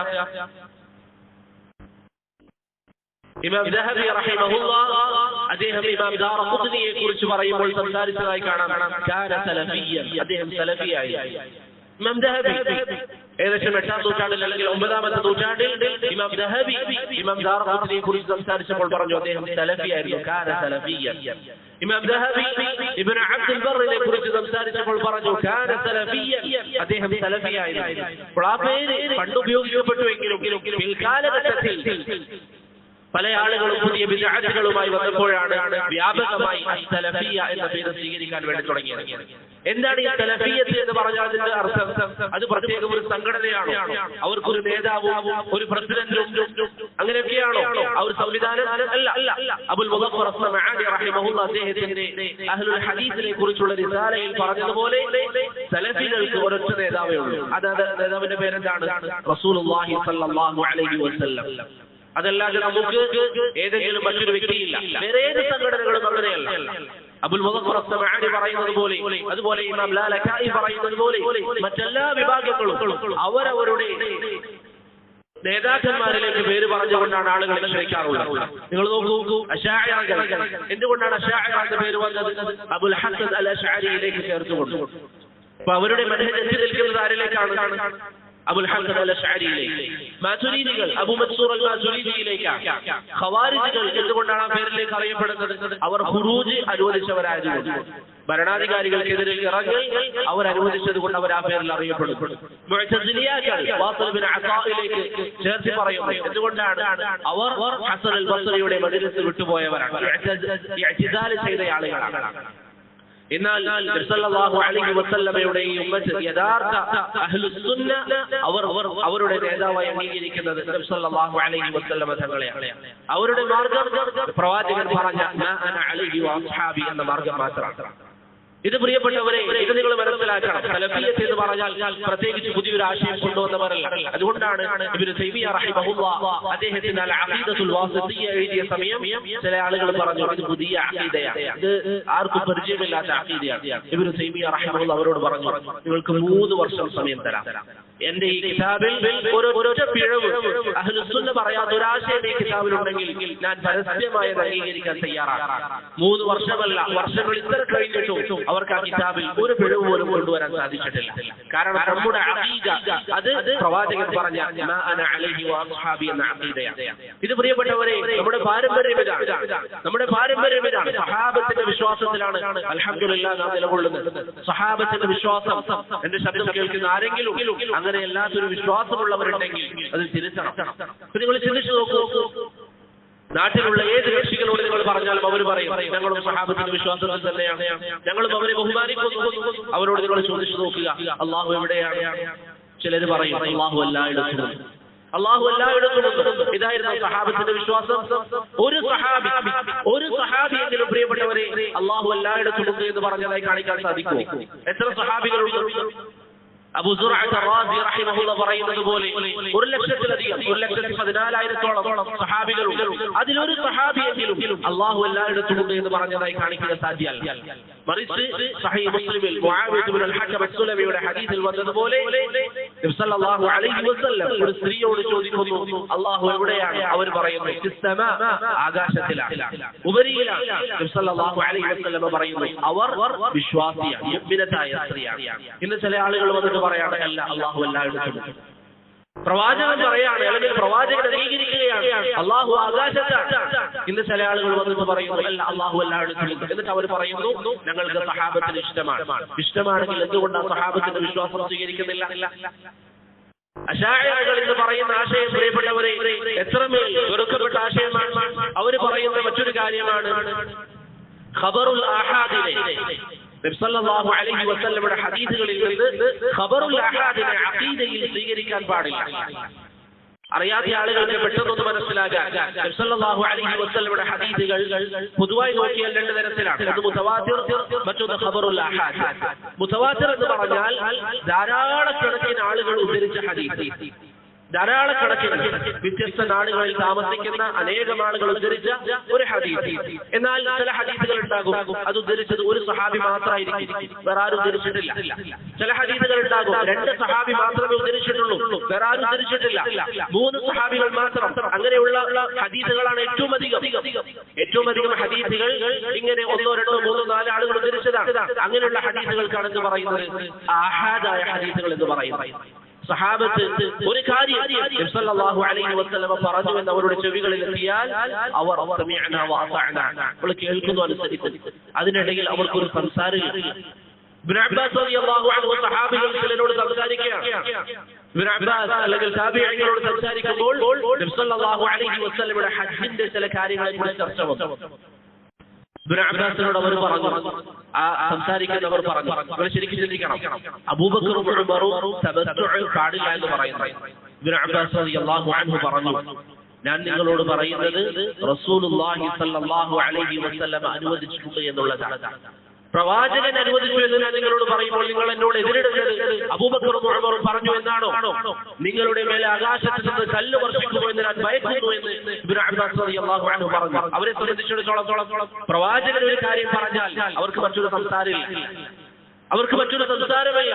നബി സല്ലല്ലാഹു അലൈഹി വസല്ലം മദ്യം നിഷിദ്ധമാക്കി എന്ന് പറഞ്ഞപ്പോൾ അവരുടെ മദ്യശാലകൾ അവർ അടച്ചുപൂട്ടി. അവർക്കൊരു സംശയം ഉണ്ടായിരുന്നില്ല. അവർ നിസ്കരിച്ചുകൊണ്ടിരിക്കുമ്പോൾ നബി സല്ലല്ലാഹു അലൈഹി വസല്ലം ഖിബല മാറിയ വിഷയം പറഞ്ഞപ്പോൾ അവർ അത് സ്വീകരിച്ചു, അവർ ഖിബല മാറ്റി. അവർക്ക് നബി സല്ലല്ലാഹു അലൈഹി വസല്ലം പറഞ്ഞു കഴിഞ്ഞാൽ ഒരു സംശയമില്ല, ഏത് മേഖലയിലാണെങ്കിലും. എന്നാൽ നമ്മുടെ നാട്ടിലുള്ള അശഅരി ചിന്താഗതി പിൻപറ്റുന്ന ആളുകൾ സമസ്തയും മറ്റുമൊക്കെ പോലെ അവരോട് നിങ്ങൾ ചോദിച്ചു നോക്കുക, നിങ്ങൾ അഖീദയിൽ നബി സല്ലല്ലാഹു അലൈഹി വസല്ലമയുടെ ഈ ഹദീസുകൾ സ്വീകരിക്കോ? അത് പറ്റില്ല. അഖീദയിൽ മുതവാത്തിർ വേണം. എന്നിട്ട് അവർ പറയുന്നു ഞങ്ങൾ സഹാബത്തിന്റെ മാർഗം പിൻപറ്റുന്നവരാണ്. അതെങ്ങനെയാണ് സഹാബത്തിന്റെ മാർഗം പിൻപറ്റുക? അതുകൊണ്ടാണ് ശൈഖുൽ ഇസ്ലാം ഇബ്നു തൈമിയ്യ അതുപോലെ അൽ-ഇമാം അൽ-അൽബാനി റഹിമഹുല്ലാഹ് അവരൊക്കെ പറഞ്ഞത് സലഫുകളുടെ മാർഗം വെച്ചുകൊണ്ട് ആളുകളെ നിങ്ങൾ സംസാരിക്കുക, അവരോട് നിങ്ങൾ സംസാരിക്കുക. അബ്ദുല്ലാഹ് ഇബ്നു സുബൈർ റളിയല്ലാഹു അൻഹു ഒരിക്കൽ പറഞ്ഞു, ഞാൻ ഇറാഖിലുള്ള ചില ആളുകളോട് ചില വിഷയങ്ങളിൽ ചർച്ച നടത്തി. ഞാൻ അവരോട് ഖുർആൻ പറഞ്ഞു, പക്ഷെ അവർ ഖുർആനെ വ്യാഖ്യാനിക്കുകയാണ്. ഞാൻ അവരോട് ഹദീസ് പറഞ്ഞു, അവർ ഹദീസിനെ വ്യാഖ്യാനിക്കുകയാണ്. അങ്ങനെ സുബൈർ ഇബ്നുൽ അവ്വാം അദ്ദേഹത്തിന്റെ പിതാവിന്റെ അരികിൽ വന്നിട്ട് അദ്ദേഹം പറഞ്ഞു, ഞാൻ എന്ത് പറയുമ്പോഴും അവരെനിക്ക് മറുപടി പറയാം. ശരിക്കും നിങ്ങൾ മനസ്സിലാക്കണം. ഈ സമയം സുബൈർ ഇബ്നുൽ അവ്വാം റളിയല്ലാഹു അൻഹു അബ്ദുല്ലാഹ് ഇബ്നു സുബൈറിനോട് പറഞ്ഞു, ജാദിൽഹും ബിസുനനി അബീ ബക്കർ വ ഉമർ, അബൂബക്കറിന്റെയും ഉമറിന്റെയും വാക്കുകൾ വെച്ച് അവരോട് സംസാരിക്കുക. അബൂബക്കറിന്റെയും ഉമറിന്റെയും വാക്കുകൾ വെച്ച് സംസാരിക്കുക. അതാണ് നമ്മുടെ ഏറ്റവും വലിയ മഹത്വം എന്ന് പറയുന്നത്. നമുക്ക് സലഫുൽ സാലിഹീങ്ങൾ, താബിഈങ്ങൾ, സഹാബികൾ അവരുടെ വാക്കുകൾ വെച്ചുകൊണ്ട് പ്രിയപ്പെട്ടവരെ നമുക്ക് എന്തും ഗ്രഹിക്കാം. ഒരാൾ വന്ന് നിങ്ങളോട് പറയുന്നു മൗലിദുൻ നബവി അനുവദനീയമാണ്, മൗലിദുൻ നബവി അനുവദനീയമാണ്. എന്താണ് തെളിവ്? അവർ പറയും ഖുർആനിൽ അല്ലാഹു പറഞ്ഞിട്ടുണ്ട്, ഖുൽ ബിഫദ്ലില്ലാഹി വബിറഹ്മതിഹി ഫബിദാലിക ഫൽയഫ്റഹു, അല്ലാഹു നിങ്ങൾക്ക് നൽകിയിരിക്കുന്ന അനുഗ്രഹം കൊണ്ട് നിങ്ങൾ സന്തോഷിക്കുക. പ്രവാചകൻ അനുഗ്രഹമല്ലേ, നിങ്ങൾക്ക് അതിൽ സംശയമുണ്ടോ? അങ്ങനെയാണെങ്കിൽ നമ്മൾ അത് ആഘോഷിക്കണം, സന്തോഷിക്കണം എന്ന് അവർ പറയും. അവരോട് നിങ്ങൾ ചോദിക്കുക, ഖുർആനിന്റെ ആയത്ത് മാത്രം പറഞ്ഞാൽ അവർക്ക് ഇഷ്ടപോലെ വ്യാഖ്യാനിക്കാം. അവരോട് നിങ്ങൾ ചോദിക്കുക, ഈ കാര്യം സഹാബികൾ മനസ്സിലാക്കിയിരുന്നു? ഏതെങ്കിലും ഒരു സഹാബി, നേരത്തെ പറഞ്ഞു 1,14,000 വരുന്ന ഒരു സഹാബി, അതിൽ ഒരാളെങ്കിലും ഈ ആയത്ത് അങ്ങനെ മനസ്സിലാക്കിയിട്ടുണ്ടോ? ഇല്ല. ഞാനും എന്റെ സഹാബികളും ഏത് മാർഗത്തിലാണോ ആ മാർഗം. ഇന്ന് ചില ആളുകൾ വരും, അവർ പറയും ഭരണാധികാരികൾക്കെതിരെ സംസാരിക്കുക അനുവദനീയമാണ്, മുസ്ലിം ഭരണാധികാരികൾക്കെതിരെ സംസാരിക്കാം, തെറ്റുകൾ കണ്ടാൽ നമുക്ക് സംസാരിക്കാം, എന്തെങ്കിലും മോശത്തരങ്ങൾ കണ്ടാൽ കണ്ടാൽ നമുക്ക് സംസാരിക്കാം, അത് എതിർക്കണം എന്ന് പറഞ്ഞ് ഭരണാധികാരികൾക്കെതിരെ, മുസ്ലിം ഭരണാധികാരികൾക്കെതിരെ വ്യാപകമായി സംസാരിക്കുന്നവർ. അവരോട് ചോദിക്കാനുള്ളത് ഇതേ ചോദ്യമാണ്. നബി സല്ലല്ലാഹു അലൈഹി വസല്ലം തങ്ങൾ സഹാബികൾ അവരുടെ വിശ്വാസം എന്തായിരുന്നു? പ്രവാചകൻ പറയുന്നു, അലൽ മർഇ അസ്സമഉ വത്താഅ ഫീമാ അഹബ്ബ വകരിഹ. മോശപ്പെട്ട അവസ്ഥയിലാണെങ്കിലും അവർ ഇഷ്ടപ്പെടുന്ന അവസ്ഥയിലാണെങ്കിലും ഭരണാധികാരിയെ കേൾക്കുകയും അനുസരിക്കുകയും വേണം. ഇതായിരുന്നു സഹാബത്തിന്റെ വിശ്വാസം. ഭരണാധികാരികൾക്കെതിരെ വലിയ വലിയ സഹാബികൾ ക്രൂരന്മാരായ ഭരണാധികാരികളുടെ കാലഘട്ടത്തിൽ ജീവിച്ചിരുന്നു. ഹജ്ജാജ് യൂസുഫിനെ പോലെയുള്ളവർ, ഹജ്ജാജിന്റെ ഭരണകൂടത്തിന്റെ കീഴിൽ ജീവിച്ചിരുന്ന സഹാബികളാലും ഭരണാധികാരികൾക്കെതിരെ ഇറങ്ങാൻ അനുവാദം നൽകിയിരുന്നില്ല. ഭരണാധികാരികൾക്കെതിരെ ഇറങ്ങാൻ അനുവാദം നൽകിയിരുന്നില്ല. അവർക്കെതിരെ സംസാരിക്കാൻ അവർ അനുവദിച്ചിരുന്നില്ല. തെറ്റുകൾ കണ്ടാൽ അവർ തെറ്റുകളെ തിരുത്തും. എന്നാൽ ഭരണാധികാരികൾക്കെതിരെ ജനങ്ങളെ ഇറക്കുക, അവർക്കെതിരെ സംസാരിക്കാൻ പ്രോത്സാഹിപ്പിക്കുക അവർ വിലക്കിയിരുന്നു. അനസ് ബിൻ മാലിക് റളിയല്ലാഹു അൻഹുവിന്റെ അരികിൽ ഒരു വ്യക്തി വന്നു. സുബൈർ ബിൻ അദി റഹിമഹുല്ലാഹ് വന്നിട്ട് പറഞ്ഞു, അനസ്, ഹജ്ജാജ് ബിൻ യൂസുഫിന്റെ പരീക്ഷണങ്ങൾ നമുക്ക് സഹിക്കാവുന്നതിനും അപ്പുറമാണ്. അത്രയും കഠിനമായ പരീക്ഷണങ്ങളാണ് നമുക്ക് മേൽ അവർ നടത്തിക്കൊണ്ടിരിക്കുന്നത്. അനസ് ബിൻ മാലിക് എന്താ പറഞ്ഞത്? എന്നാൽ നിങ്ങൾ നാളെ തന്നെ ഭരണാധികാരികൾക്കെതിരെ ജനങ്ങളെ ഇറക്കുക എന്നാണോ? ഇന്ന് ചില ആളുകൾ ഭരണകൂടത്തിനെതിരെ സംസാരിക്കുമ്പോൾ, സൗദി പോലെയുള്ള ഇസ്ലാമിക രാജ്യങ്ങൾക്കെതിരെ സംസാരിക്കുമ്പോൾ അവിടെ എവിടെയെങ്കിലും ഒരു പിഴവുണ്ട് എന്ന് പറഞ്ഞ് സംസാരിക്കുന്നവർ, അവർക്ക് അനസ് ബിൻ മാലിക്കിന്റെ നസീഹത്തിൽ മാതൃകയുണ്ട്. പ്രിയപ്പെട്ടവരെ, ഹജ്ജാജ് ബിൻ യൂസുഫ് ആരാണ്? കഅബയുടെ അരികിൽ വെച്ച് അബ്ദുല്ലാഹ് ബിൻ സുബൈറിനെ, അബൂബക്കറിന്റെ പേരക്കുട്ടിയെ കഅബാലയത്തിൽ വെച്ചുകൊണ്ട് വെട്ടിക്കൊന്ന ഭരണാധികാരിയാണ് ഹജ്ജാജ് ബിൻ യൂസുഫ്. എന്നിട്ട് അനസ് ബിൻ മാലിക് റളിയല്ലാഹു അൻഹു പറഞ്ഞു, ഇസ്ബിറു, നിങ്ങൾ സബർ ചെയ്യുക. ഇന്നൊരു സബർ ചെയ്യണമെന്നാണോ? നാളെ സബർ ചെയ്യണമെന്നാണോ? അനസ് റളിയല്ലാഹു അൻഹു പറഞ്ഞു, ഹത്താ തൽഖൗ റബ്ബകും, നിങ്ങൾ നിങ്ങളുടെ റബ്ബിനെ കണ്ടുമുട്ടുന്ന ദിനം വരെ നിങ്ങൾ സബർ ചെയ്യുക.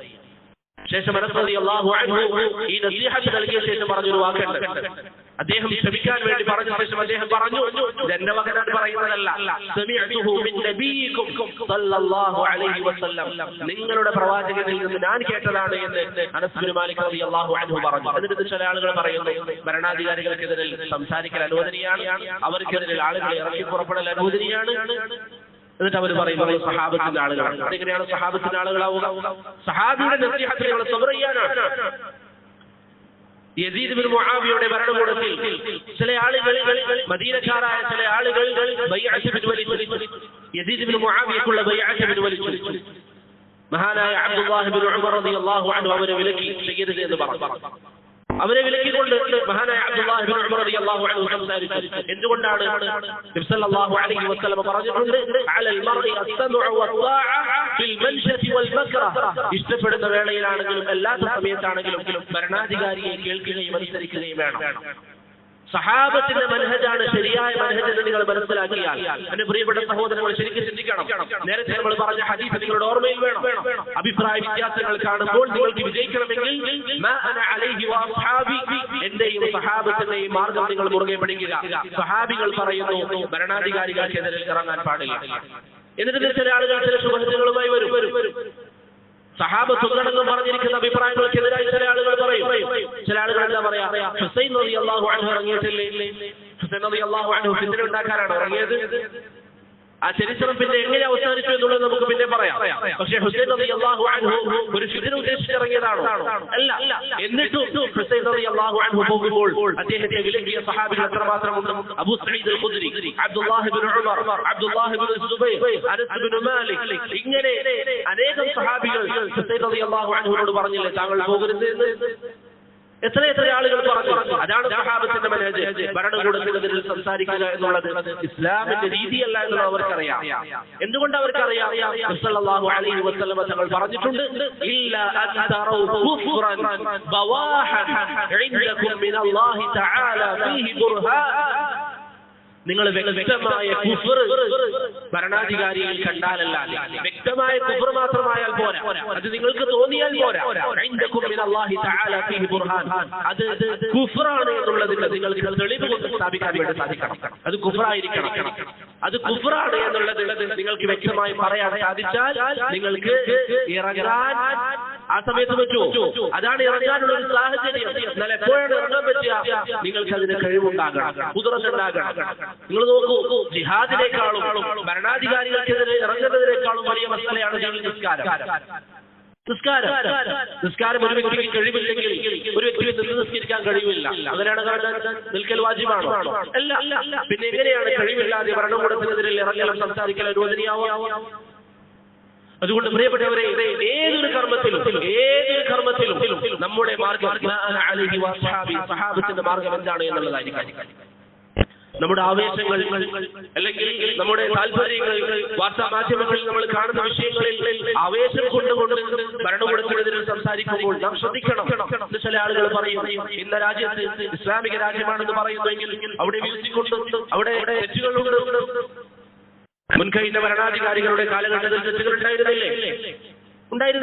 ഹജ്ജാജ് ബിൻ യൂസുഫിന്റെ ഭരണകൂടത്തിൽ തെറ്റുകൾ ഉണ്ടായിരുന്നോ?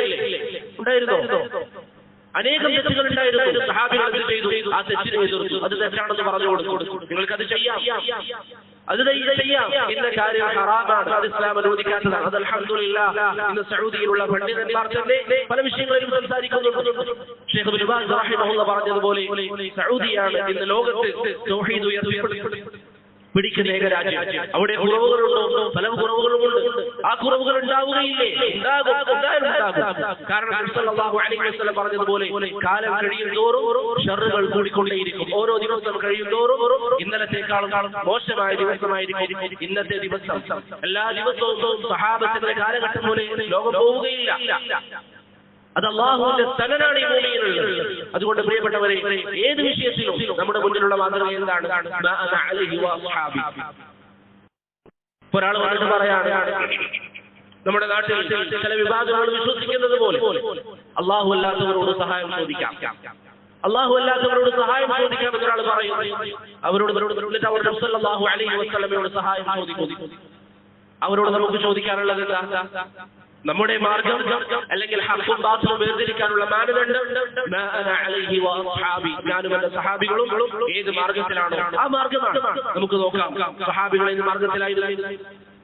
അവർ അല്ലാഹു അല്ലാത്തവരോട് സഹായം ചോദിച്ചിരുന്നു. ജമാഅത്ത് തബ്ലീഗിന്റെ ആളുകൾ, എന്റെ പ്രിയപ്പെട്ട സഹോദരങ്ങൾ, ശരിക്കും മനസ്സിലാക്കണം.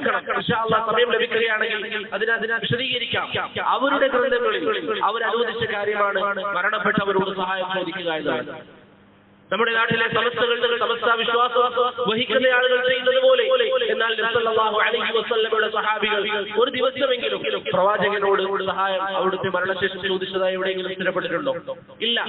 ഖുൽ മാ അന അലൈഹി വഅസ്ഹാബി. ഈ മാർഗം, സഹാബത്തിന്റെ മാർഗം മുറുകെ പിടിക്കുന്നതിനാണെന്ന് പറയുന്നത് അസ്സലഫിയ്യ എന്ന് പറയുന്നത്. ശൈഖുൽ ഇസ്ലാം ഇബ്നു തൈമിയ്യ റഹിമഹുല്ലാഹ് മജ്മൂഉൽ ഫതാവയിൽ പറഞ്ഞതുപോലെ അഹ്ലുസ് സുന്ന എന്ന് പറഞ്ഞാൽ അത് നമുക്ക് ഇന്ന് വിശദീകരിക്കാൻ ഏറ്റവും എളുപ്പം ഖുർആനും സുന്നത്തും മുൻഗാമികൾ മനസ്സിലാക്കിയതുപോലെ മനസ്സിലാക്കുക. ഇതാണ് സലഫിയ്യത്തിന്റെ മാനദണ്ഡം. സലഫിയ്യത്തിന് 3 മാനദണ്ഡങ്ങളാണ്. ഒന്ന് ഖുർആൻ, രണ്ടാമത്തേത് സുന്നത്ത്, മൂന്നാമത്തേത് ഫഹ്മുസ് സലഫ്. മുൻഗാമികൾ എങ്ങനെയാണോ ഈ ദീൻ മനസ്സിലാക്കിയത് അങ്ങനെ മനസ്സിലാക്കുക. അന്നില്ലാത്ത ഒരു കാര്യവും അത് ദീനല്ല. ഒരാൾ വന്നിട്ട് പറയാണ്, ഭൂരിപക്ഷം ആളുകളും സമസ്തയിലല്ലേ, ഭൂരിപക്ഷം ആളുകളും വിശ്വസിക്കുന്നവരല്ലേ. നമുക്ക് അവരോടുള്ള ചോദ്യം എന്താ? മാ അന അലൈഹി വഅസ്ഹാബി. എന്തായിരുന്നു സഹാബത്തിന്റെ വിശ്വാസം? അശാഇറകൾ പറയുന്നു അല്ലാഹുവിന്റെ സിഫാത്തുകളിൽ 7 സിഫാത്തുകൾ മാത്രമേ നമ്മൾ വിശ്വസിക്കുകയുള്ളൂ, ബാക്കിയുള്ള സിഫാത്തുകളൊക്കെ നിഷേധിക്കുന്നു. നമുക്ക് അവരോട് ചോദിക്കാനുള്ളത്, പ്രവാചകൻ സിഫത്ത് പഠിപ്പിച്ചപ്പോൾ നബി സല്ലല്ലാഹു അലൈഹി വസല്ലമയുടെ സ്വഹാബികൾ അങ്ങനെ പറഞ്ഞിട്ടുണ്ടോ? പറഞ്ഞിട്ടില്ല. അങ്ങനെയാണെങ്കിൽ മാ അന അലൈഹി വഅസ്ഹാബി, ഞാനും എന്റെ സഹാബികളും ഏത് മാർഗത്തിലാണോ ആ മാർഗത്തിൽ. ഏത് വിഷയത്തിലും ഇങ്ങനെ പ്രിയപ്പെട്ടവരെ നാം മനസ്സിലാക്കാൻ തയ്യാറാകണം. ഉദാഹരണത്തിന് നേരത്തെ പറഞ്ഞ ഭരണാധികാരികളുടെ വിഷയത്തിൽ വരുന്ന മറ്റൊരു കാര്യമാണ്, ഒരു ഭരണാധികാരി തന്റെ മകനെ ഭരണകൂടമേൽപ്പിച്ചു. അടിസ്ഥാനമാനെ പറ്റുമോ ഇല്ലേ എന്ന വിഷയമൊക്കെ ഇൻഷാ അല്ലാഹ് സമയമുണ്ടെങ്കിൽ ഞാൻ നേരത്തെ പറഞ്ഞ ചോദ്യോത്തരത്തിൽ നമുക്ക് പറയാം. പക്ഷെ അങ്ങനെ ഏൽപ്പിച്ചു കഴിഞ്ഞാൽ ആ ഭരണം അംഗീകരിക്കുക എന്നുള്ളത് അതാണ് സഹാബത്തിന്റെ മനഹജ്. Yazid bin Muawiya bin Abi Sufyan എന്ന മഹാനായ സഹാബി റളിയല്ലാഹു അൻഹു ഭരണം ഏൽപ്പിച്ചപ്പോൾ സഹാബത്തിന്റെ നിലപാട് എന്തായിരുന്നു? അബ്ദുല്ലാഹി ഇബ്നു ഉമർ ബൈഅത്ത് ചെയ്യുന്നു, മറ്റു സഹാബികൾ ബൈഅത്ത് ചെയ്യുന്നു. പിന്നെ ഒരാൾ പറയാണ് അത് പാടില്ല, അങ്ങനെയാണെങ്കിൽ എന്നതിനെതിരാണ് അവർ പ്രവർത്തിച്ചത്. ഏത് വിഷയത്തിലും നമുക്കൊരു മാനദണ്ഡമുണ്ടല്ലോ. ഇത് ഏതെങ്കിലും ഒരു വിഭാഗത്തെ സഹായിക്കാൻ, ഏതെങ്കിലും ഒരു സംഘടനയുടെ അഖീദയല്ല. മാ അന അലൈഹി വഅസ്ഹാബി എന്ന് പറയുമ്പോൾ അത് നമ്മുടെ മുന്നിൽ വ്യക്തമായിരിക്കണം. മാ അന അലൈഹി വഅസ്ഹാബി, സഹാബത്തിന്റെ മാർഗം എന്താണ്? എവിടെയാണ് ഈ സഹാബത്തിന്റെ മാർഗമുള്ളത്? കിതാബുകളിൽ ആ സഹാബത്തിലേക്ക് എത്തുന്ന പരമ്പരയടക്കം അള്ളാഹു നമുക്ക് സംരക്ഷിച്ചു തന്നിട്ടുണ്ട്. ഹദീസുകൾ നമ്മൾ എന്ന് പറയുന്നില്ലേ? ഇമാം ബുഖാരി ഉദ്ധരിച്ചു, ഇമാം ബുഖാരി അബ്ദുല്ലാഹ് ബിൻ സുബൈർ അൽ ഹുമൈദി ഉദ്ധരിച്ചു, അദ്ദേഹത്തിന്റെ അങ്ങനെ പ്രവാചകനിലേക്ക് എത്തുന്ന പരമ്പരയുള്ളതുപോലെ, ഹദീസുകൾക്ക് പരമ്പരയുള്ളതുപോലെ അബ്ദുല്ലാഹ് ഇബ്നു ഉമറിന്റെ വാക്കുകൾ പരമ്പരയോടെ സനദോടെ സംരക്ഷിക്കപ്പെട്ടിട്ടുണ്ട്. ഇബ്നു അബ്ബാസിന്റെ വാക്കുകൾ, അബ്ദുല്ലാഹ് ഇബ്നു സുബൈർ, അബ്ദുല്ലാഹ് ഇബ്നു മസ്ഊദ്, ഈ സഹാബത്തിന്റെ വാക്കുകൾ പരമ്പരയോടെ അവരുടെ വാക്കുകൾ എന്താണ്, അവരെന്താണ് പറഞ്ഞിട്ടുള്ളത്, സനദോടുകൂടി പ്രിയപ്പെട്ടവരെ അല്ലാഹു സുബ്ഹാനഹു വ തആല നമുക്ക് വേണ്ടി സംരക്ഷിച്ചു. മുസന്നഫ് അബ്ദുർ റസാഖ്, ഇബ്നു അബീ ശൈബ, ഇബ്നു സഅദിന്റെ കിതാബിൽ, അതുപോലെ തന്നെ അഹ്ലുസുന്നയുടെ അഖീദയുടെ മുസ്നദായ തൗഹീദ്, ഇബ്നു ഖുസൈമയുടെ തൗഹീദ് പോലെ, ലകായിദു ഉസൂൽ ഇഅ്തിഖാദ് അഹ്ലുസുന്ന പോലെ ആ കിതാബുകളിൽ ഇതൊക്കെ നമുക്ക് വ്യക്തമായി വിശദീകരിച്ച് നൽകപ്പെട്ടിട്ടുണ്ട്. അപ്പോൾ ഇന്ന് നമ്മെ സംബന്ധിച്ചിടത്തോളം ഏത് മസല വന്നാലും, ഏത് വിഷയം വന്നാലും നമ്മൾ നേരത്തെ പറഞ്ഞ ഹഖിന്റെ മാനദണ്ഡം എന്താണ്? മാ അന അലൈഹി വഅസ്ഹാബി. ആ മാനദണ്ഡത്തിന്റെ അടിസ്ഥാനത്തിൽ അതിനെ നമ്മൾ അളക്കുക. നമ്മുടെ വ്യക്തിപരമായ താല്പര്യങ്ങളൊക്കെ മാറ്റിവെക്കുക. ഒരാൾ വന്നിട്ട്, ഞാൻ ആവർത്തിച്ച് ഈ വിഷയം ഗൗരവം കൊണ്ട് പറയുന്നതാണ്, ഒരാൾ വന്നിട്ട് നിങ്ങളോട് പറയാണ് ഭരണാധികാരികൾക്കെതിരിൽ ഇറങ്ങൽ അല്ലെങ്കിൽ അവർക്കെതിരിൽ സംസാരിക്കൽ അനുവദനീയമാണ്. നിങ്ങൾ അവരോടൊന്ന് പറയാം, അധികം ചർച്ചയ്ക്കൊന്നുമില്ല, നമുക്കൊരു മാനദണ്ഡം നമ്മുടെ മുന്നിൽ വെക്കാം. എന്താണ് ആ മാനദണ്ഡം? ആ മാനദണ്ഡം മുന്നിൽ വെച്ചുകൊണ്ട് നമുക്ക് അന്വേഷിക്കാം. സഹാബത്തിന്റെ മാർഗം നിങ്ങൾ നോക്കുക. അവർ ഭരണകൂടത്തിനെതിരെ സംസാരിക്കാറുണ്ടായിരുന്നു? സംസാരിക്കാറില്ല. തെറ്റുകൾ എതിർക്കും. ഭരണാധികാരികൾക്കെതിരെ ഇറങ്ങൽ അവർ ചെയ്തിരുന്നില്ല. അതുപോലെ തന്നെ ഏത് വിഷയത്തിലും കഴിവില്ലാതെ മറ്റുള്ളവരോട് പോരാട്ടത്തിന് അവർ പോയിരുന്നില്ല. സഹാബികളിൽ 3 പേർ കൊല്ലപ്പെടുന്നു. നബി സല്ലല്ലാഹു അലൈഹി വസല്ലം അമീറന്മാരായി നിശ്ചയിച്ച 3 ആളുകൾ കൊല്ലപ്പെടുന്നു. പിന്നീട് ഖാലിദ് ബിൻ വലീദ് റളിയല്ലാഹു അൻഹു യുദ്ധത്തിന്റെ നേതൃത്വം ഏറ്റെടുക്കുകയും ബാക്കിയുള്ള സഹാബികളെയും കൂട്ടി തിരിച്ചു വന്നു. അവിടുന്ന് എങ്ങനെയെങ്കിലും രക്ഷപ്പെട്ടു. നബി സല്ലല്ലാഹു അലൈഹി വസല്ലം തങ്ങൾ ഖാലിദ് റളിയല്ലാഹു അൻഹുവിന്റെ പ്രവർത്തനത്തിനെ കുറിച്ച് പറഞ്ഞ എന്താ? അതാണ് വിജയം. ഇബ്നു കസീർ റഹിമഹുല്ലാഹ് പറഞ്ഞു, മുസ്ലിമീങ്ങൾക്ക് മറ്റു പരിക്കുകളില്ലാതെ അവരെ അവിടുന്ന് രക്ഷപ്പെടുത്തുക എന്നുള്ളതായിരുന്നു അവിടെ യഥാർത്ഥ വിജയം. അതാണ് ഗനീമത്ത്. ചില ആളുകൾ എന്ന് പറയും, അല്ല, കഴിവില്ലെങ്കിലും പോയിട്ട് യുദ്ധം ചെയ്യാം, കഴിവില്ലെങ്കിലും പോയിട്ട് അങ്ങോട്ട് ആക്രമിക്കുക, എന്നിട്ട് എല്ലാവരും കൊല്ലപ്പെട്ടാലോ അത് ഇസ്ലാമിന്റെ മാർഗത്തിലുള്ള കൊല്ലപ്പെടലാണ്. അല്ല, മാന അലൈഹി വഅസ്ഹാബി എന്ന് നമ്മൾ നോക്കിയാൽ ഖാലിദ് ബിൻ വലീദിന്റെ ചരിത്രത്തിൽ നമുക്ക് പാഠമുണ്ട്. ഏത് വിഷയത്തിലും അബ്ദുല്ലാഹ് ഇബ്നു സുബൈറിനോട് സുബൈർ ഇബ്നു അവാബ് പറഞ്ഞതുപോലെ ജാദിൽഹു ബിസുനനി അബീ ബക്കർ വ ഉമർ, അബൂബക്കറിന്റെയും ഉമറിന്റെയും സുന്നത്തുകൾ വെച്ചുകൊണ്ട് ആളുകളെ നിങ്ങൾ അളക്കുക. സഹാബത്തിന്റെ സുന്നത്തുകൾ വെച്ചുകൊണ്ട് പ്രിയപ്പെട്ടവരെ ആളുകളെ നിങ്ങൾ അളന്നാൽ ഫിത്നകളൊക്കെ ഇവിടെ തീരും. അഖീദപരമായ പ്രശ്നമായിക്കൊള്ളട്ടെ, ഫിഖ്ഹിയായ ചർച്ചകളായിക്കൊള്ളട്ടെ, ആളുകൾക്കിടയിലുള്ള പരസ്പര പെരുമാറ്റമായിക്കൊള്ളട്ടെ. മറ്റൊരു ഉദാഹരണം, ഫിഖ്ഹിയായ മസാല.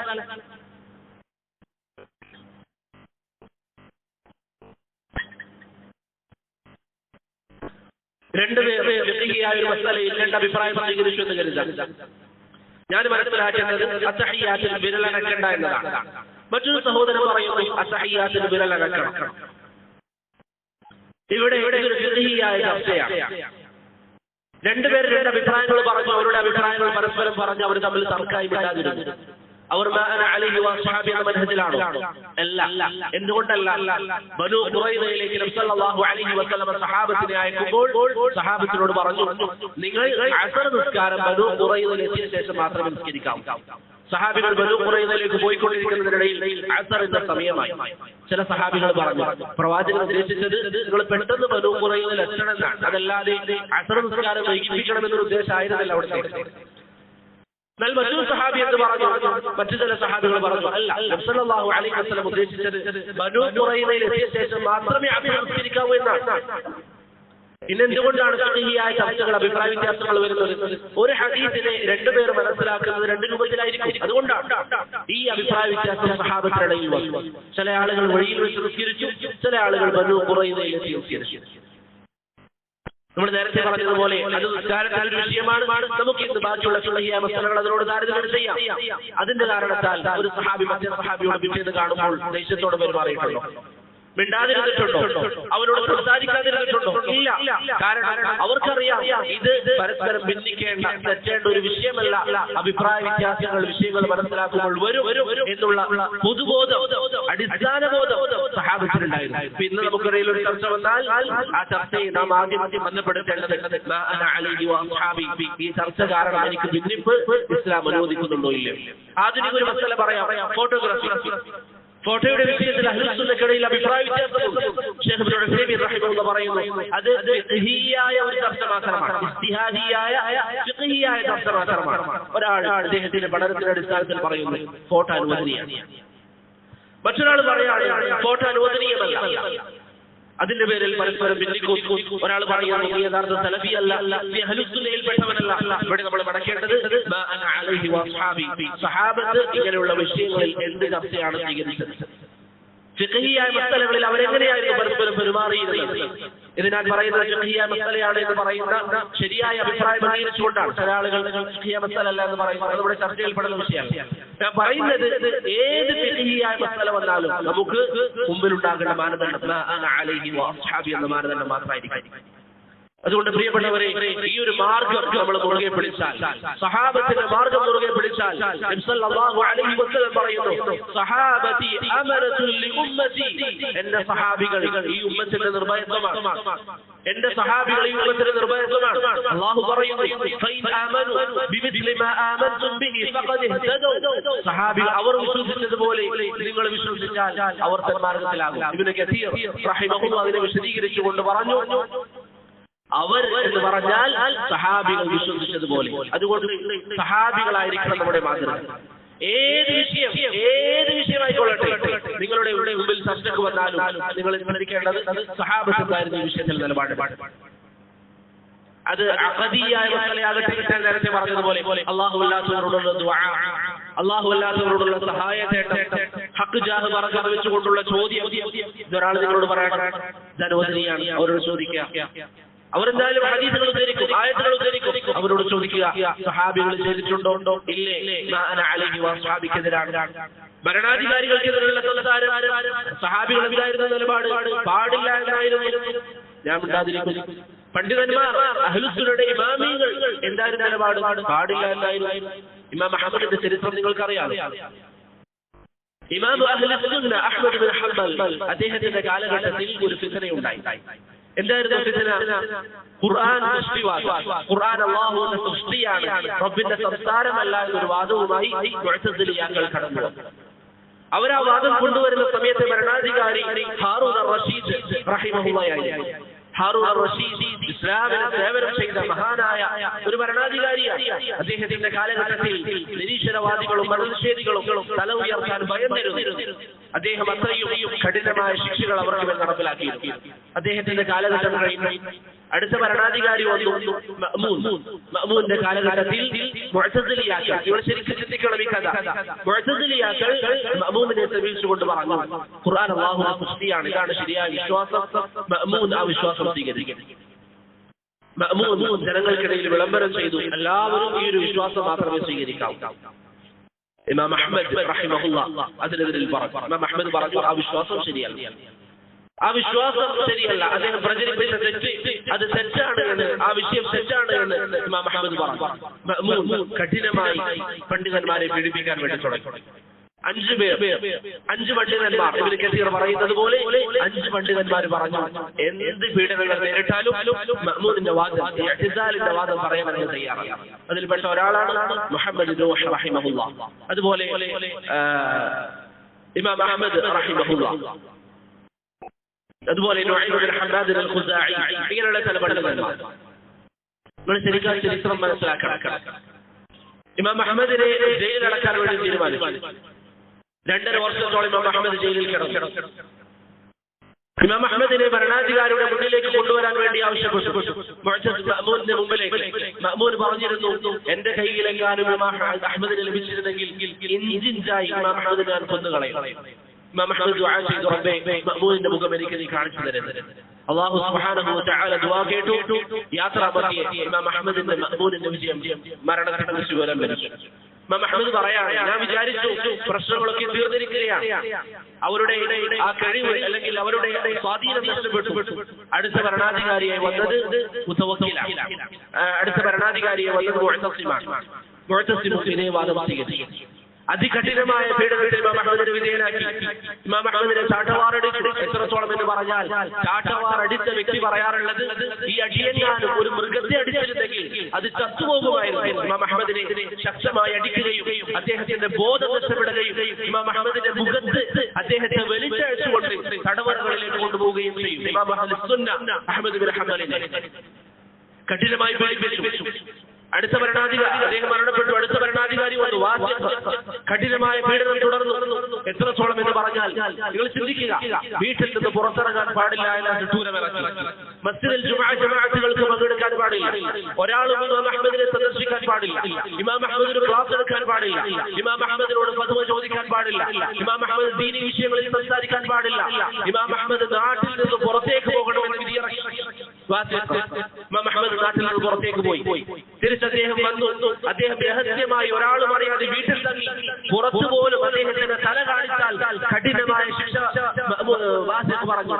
പ്രിയപ്പെട്ടവരെ, ഇമാം അഹമ്മദിന്റെ അരികിൽ ആളുകൾ വന്നിട്ട് പറഞ്ഞു, അഹ്ലുസുന്ന, യഥാർത്ഥ അഹ്ലുസുന്നയുടെ ആളുകൾ ഇമാം അഹമ്മദിന്റെ കാലത്ത് അത്രയും അധികം ഉണ്ടാവാം. അവർ ഇമാം അഹമ്മദിന്റെ അരികിൽ വന്നിട്ട് പറഞ്ഞു, ഇമാം ലഖദ് ത്വാലൽ അംറു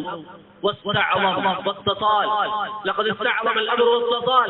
ഇമാം അഹ്മദ് വിഷയം വളരെ ഗൗരവമാണ്. 14 വർഷമായി കൊടിയ പീഡനം. 14 വർഷം ഇമാം അഹ്മദിനെ പീഡിപ്പിക്കുകയാണ്. 14 വർഷം ജയിലിലിട്ടു. ശരീരത്തിൽ മുറിവുകളേൽപ്പിച്ചു. പീഡനത്തിന്റെ എല്ലാവിധ അർത്ഥങ്ങളിലും ഇമാം അഹ്മദിനെ പീഡിപ്പിച്ചു, മാനസികമായും ശാരീരികമായും. അതുകൊണ്ട് ഇമാം അഹ്മദിനോട് പറഞ്ഞു, ഭരണാധികാരികൾക്കെതിരിൽ ഇറങ്ങാൻ ഒന്ന് താങ്കൾ സമ്മതം തന്നാലും. അവര് പറയുന്ന വാദം കുഫറിന്റെ വാദമാണ്. ഖുർആൻ അല്ലാഹുവിന്റെ സൃഷ്ടിയാണെന്ന വാദം കുഫറാണ്. പക്ഷേ ആ കുഫർ ഉണ്ടായിട്ടും അന്ന് മുസ്ലിമുകൾ ഇറങ്ങിയാൽ അതിനേക്കാളും വലിയ ഫിത്ന അവിടെ സംഭവിക്കുമെന്ന് അറിയാവുന്ന ഇമാം അഹ്മദ് ഭരണാധികാരികൾക്കെതിരെ ഇറങ്ങിയാൽ അവരുടെ കയ്യിൽ അധികാരമുണ്ട്, അവരുടെ കയ്യിൽ സ്വാധീനമുണ്ട്. അവർ തിരിച്ചക്രമിച്ചാൽ ജനങ്ങൾ ഒന്നടങ്കം നശിക്കുന്ന ഒരു അവസ്ഥ ഉണ്ടാകുമെന്ന് അറിഞ്ഞപ്പോൾ ഇമാം അഹ്മദ് പറഞ്ഞെന്താ, പാടില്ല, ഇറങ്ങാൻ പാടില്ല. അദ്ദേഹം സബർ ചെയ്തു. അനസ് ബിൻ മാലിക് റളിയല്ലാഹു അൻഹു പറഞ്ഞതുപോലെ അദ്ദേഹം സബർ ചെയ്തു. പിന്നീട് സംഭവിച്ചത്, അദ്ദേഹത്തിന്റെ സബർ കാരണത്താൽ അല്ലാഹു സുബ്ഹാനഹു വ തആല അദ്ദേഹത്തിന് പിന്നെ കൊണ്ടുവന്ന ഭരണാധികാരി മുതവക്കില, അഹ്ലുസുന്നയുടെ ആശയത്തെ സഹായിക്കുന്ന, അഹ്ലുസുന്നയുടെ വിശ്വാസമുണ്ടായിരുന്ന മുതവക്കിൽ എന്ന് പറയുന്ന ഭരണാധികാരി വരികയും പിന്നീട് ഏതൊരു ഖാദിയെ ഒരു സ്ഥലത്ത് നിശ്ചയിക്കുമ്പോഴും ഇമാം അഹമ്മദിനോട് ചോദിക്കും, ഇന്ന ആളെ ഖാദിയെ നിശ്ചയിക്കുന്നതിൽ എന്താണ് അഭിപ്രായം? ഇമാം അഹമ്മദ് അനുവദിച്ചാൽ മാത്രം അദ്ദേഹത്തെ ഖാദിയായി നിശ്ചയിക്കും. ഇഅ്തിസാലിന്റെ വേറൊരുത്ത മുതവക്കിൽ എന്ന് പറയുന്ന ഭരണാധികാരി വരികയും അഹ്ലുസുന്നയെ സഹായിക്കുകയും ചെയ്യും. 14 വർഷത്തെ കഠിനമായ പീഡനത്തിന് ശേഷം അന്ന് ഇമാം അഹമ്മദ് ഒരിക്കലും ഇത് പറഞ്ഞിട്ടില്ല, ഭരണാധികാരികൾക്കെതിരെ ഇറങ്ങിക്കോ എന്ന് പറഞ്ഞിട്ടില്ല. അവർക്കെതിരായി പരസ്യമായി നിങ്ങൾ സ്റ്റേജ് വെച്ച് സംസാരിച്ചോ, ചില പിഴവുകൾ അവർക്കിടയിലുണ്ടല്ലോ എന്ന് പറഞ്ഞിട്ടില്ല. ഇത് സൗദിക്കെതിരെ സംസാരിക്കുന്നവർ സംസാരിക്കുന്നത് പോലെ സൗദിയിൽ അൽഹംദുലില്ലാഹ് ശിർക്കിന്റെ ഒരടയാളം പോലും ഇല്ല. തൗഹീദ് ഇത്രയും വ്യക്തമായി പറയുന്ന ദുസ്സൂറുള്ള ഏക രാജ്യം അത് സൗദി അറേബ്യ. അവിടുത്തെ ഭരണാധികാരി അൽ മലിക് സൽമാൻ ഹഫിളഹുല്ലാഹ് അദ്ദേഹം പറയാറുണ്ട്, നമ്മുടെ ദുസ്സൂറിന്റെ അടിസ്ഥാനം ഖുർആനും സുന്നത്തുമാണ്. അവിടുത്തെ കോടതികളിൽ ഇന്നും വിധി നൽകുന്നത് ഖുർആനിന്റെയും സുന്നത്തിന്റെയും അടിസ്ഥാനത്തിലാണ്. ഒറ്റപ്പെട്ട ഒരു സംഭവം എന്തെങ്കിലും ഉണ്ടാകുന്നതിനെ കുറിച്ചല്ല ഞാൻ പറയുന്നത്. അധിക വിഷയങ്ങളിലും ഖുർആനും സുന്നത്തും അടിസ്ഥാനത്തിലാണ് അവിടെ വിധി നടപ്പിലാക്കുന്നത്. ഖിസാസ് നടപ്പിലാക്കുന്നു, അതുപോലെ ഹുദൂദുകൾ നടപ്പിലാക്കുന്നു. ഇതൊക്കെ അവിടെ നടപ്പിലാക്കുന്നുണ്ട്. അവർ പറയുന്നു ഖുർആനും സുന്നത്തുമാണ് നമ്മുടെ അടിസ്ഥാനം. ശിർക്കിനെ ഒരു തരത്തിലും അനുവദിക്കാത്ത ഈ ഭരണാധികാരികൾ അവരിൽ നിന്ന് ചില പിഴവുകൾ ഉണ്ടാകുമ്പോഴേക്ക് ആളുകൾ അവർക്കെതിരെ ഇറങ്ങുന്നു, അവർക്കെതിരെ സംസാരിക്കുന്നു. ഇമാം അഹമ്മദിന്റെ ചരിത്രം അവർക്ക് പാഠമാണ്. കുഫ്ർ പറഞ്ഞ ഭരണാധികാരികൾക്കെതിരെ ഇറങ്ങാൻ പോലും ഇമാം അഹമ്മദ് അനുവദിച്ചിരുന്നില്ല. കാരണം എന്താണ്? കുഫറുണ്ടായാൽ ഇറങ്ങാമെന്ന് പ്രവാചകൻ പറഞ്ഞിട്ടുണ്ട്. പക്ഷേ അവിടെ ഇറങ്ങിയാൽ ഫിത്ന ഉണ്ടാകുമെന്ന് ഇമാം അഹ്മദിന് അറിയാം. മഖ്സദ് പരിഗണിക്കുക എന്നുള്ളത് അഹ്ലുസ് സുന്ന ഏത് കാലഘട്ടത്തിലും ചെയ്തിട്ടുള്ള കാര്യം. അതുകൊണ്ട് പ്രിയപ്പെട്ടവരെ, ഞാൻ ദീർഘിപ്പിക്കുന്നില്ല. ഞാൻ നേരത്തെ പറഞ്ഞ രണ്ടാമത്തെ വിഷയത്തിലേക്ക് നമുക്ക് ഇൻഷാ അല്ലാഹ് പ്രവേശിക്കാം. അതിനു മുമ്പ് ഞാൻ അവസാനിപ്പിക്കുമ്പോൾ പറയാൻ ഉദ്ദേശിക്കുന്ന ഒരു കാര്യം, എന്റെ പ്രിയപ്പെട്ട സഹോദരങ്ങൾ, എപ്പോഴും നിങ്ങളുടെ മനസ്സിലുണ്ടാകേണ്ട, നിങ്ങൾ കൊത്തിവെക്കേണ്ട കാര്യം, അതിന് രണ്ട് വശമുണ്ട്. ഒന്നാമത്തേത് അതാണ് വിജയിക്കുക എന്ന് പ്രവാചകൻ പറഞ്ഞിട്ടുണ്ട്. രണ്ടാമത്തേത് അത് കണ്ടെത്തിയാൽ നമുക്ക് എല്ലാ പ്രശ്നങ്ങളും തീരുകയും ചെയ്യും. ഏത് വിഷയം വന്നാലും സഹാബത്തിൽ നമുക്ക് മാതൃകയുണ്ട്. ഏത് വിഷയമായിക്കൊള്ളട്ടെ, നമുക്ക് പലപ്പോഴും അത് സഹാബത്തിന്റെ വിഷയവുമായി കണക്ട് ചെയ്യാൻ ഒരു ബുദ്ധിമുട്ടുണ്ടാകുമെന്നേ ഉള്ളൂ. അതല്ല എങ്കിൽ അവരുടെ സുന്നത്തിൽ, അവരുടെ മാർഗത്തിൽ ഏത് കാര്യത്തിലും നമുക്ക് മാതൃകയുണ്ട്. അല്ലാഹു സുബ്ഹാനഹു വ തആല സഹാബത്തിന്റെ മാർഗം മുറുകെ പിടിക്കാൻ, നബി സല്ലല്ലാഹു അലൈഹി വസല്ലമയുടെ മാർഗം മുറുകെ പിടിക്കാൻ നമുക്ക് തൗഫീഖ് നൽകി അനുഗ്രഹിക്കുമാറാകട്ടെ.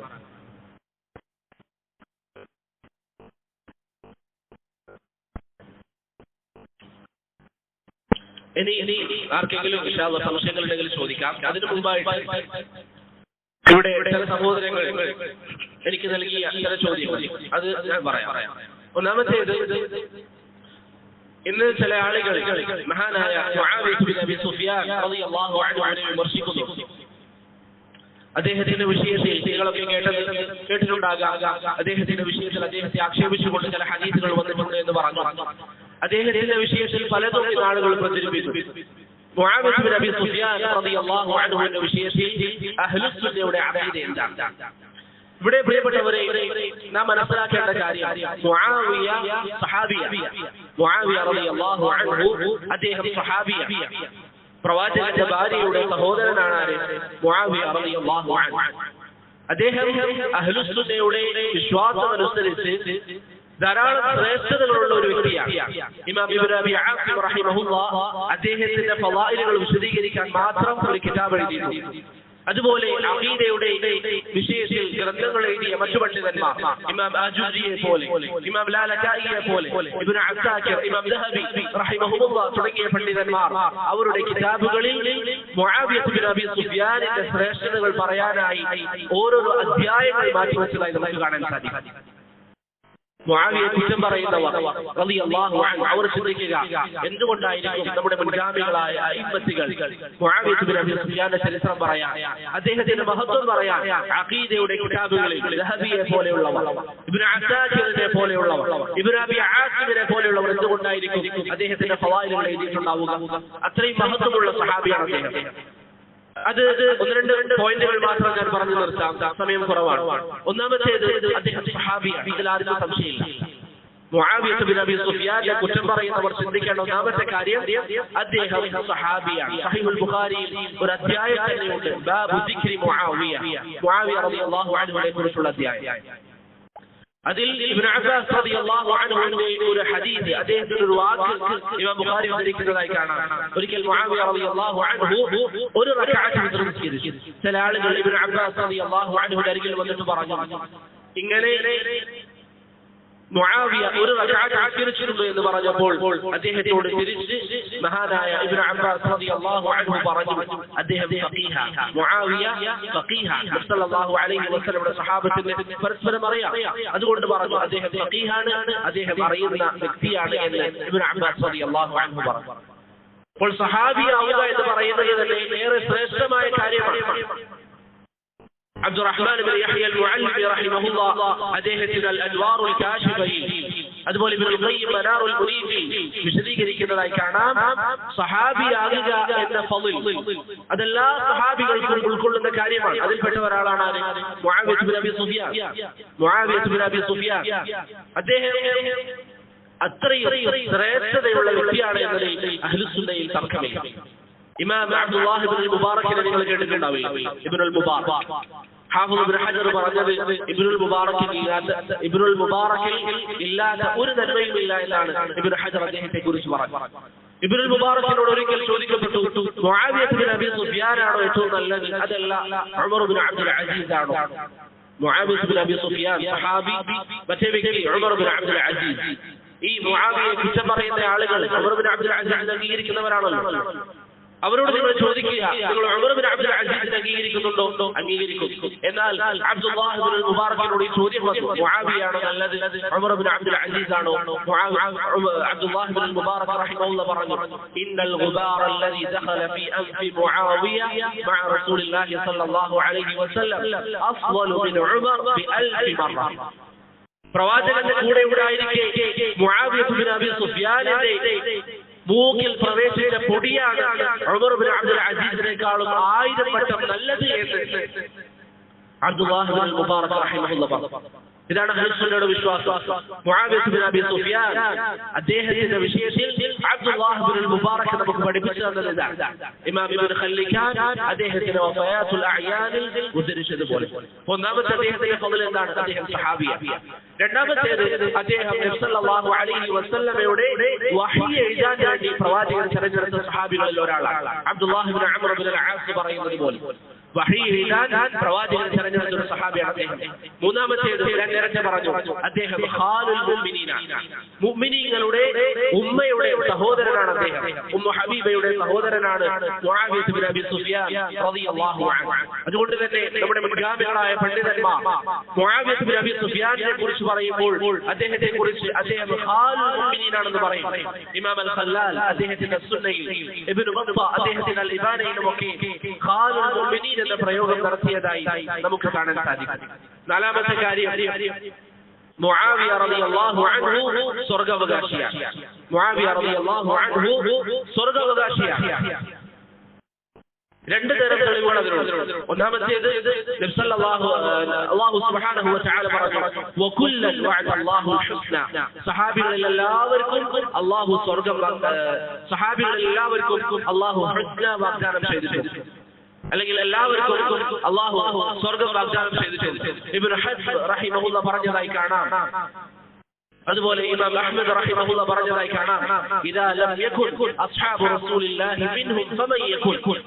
الحجة في بيان المحجة എന്ന കിതാബിൽ അസ്ബഹാനി റഹിമഹുല്ലാഹ് ഇമാം അഹ്മദിന്റെ വാക്കു ധരിക്കുന്നതായി കാണാം, സഹാബികൾ അതിൽപ്പെട്ടവരല്ലെങ്കിൽ വേറെ ആരാണ് അതിൽ ഉൾപ്പെടുക? അപ്പോൾ സ്വർഗ്ഗം കൊണ്ട് സന്തോഷ വാർത്ത നൽകപ്പെട്ടവരിൽ എല്ലാ സഹാബികളും ഉൾപ്പെടുമെന്നുള്ളത് ഇമാം അഹ്മദിന്റെയും ഇമാം ഇബ്നു ഹസ്ബിന്റെയും അഭിപ്രായമായി നമുക്ക് കാണാൻ സാധിക്കും. അതാണ് പൊതുവായ തെളിവ്. എല്ലാ സഹാബത്തും സ്വർഗ്ഗത്തിലാണ്.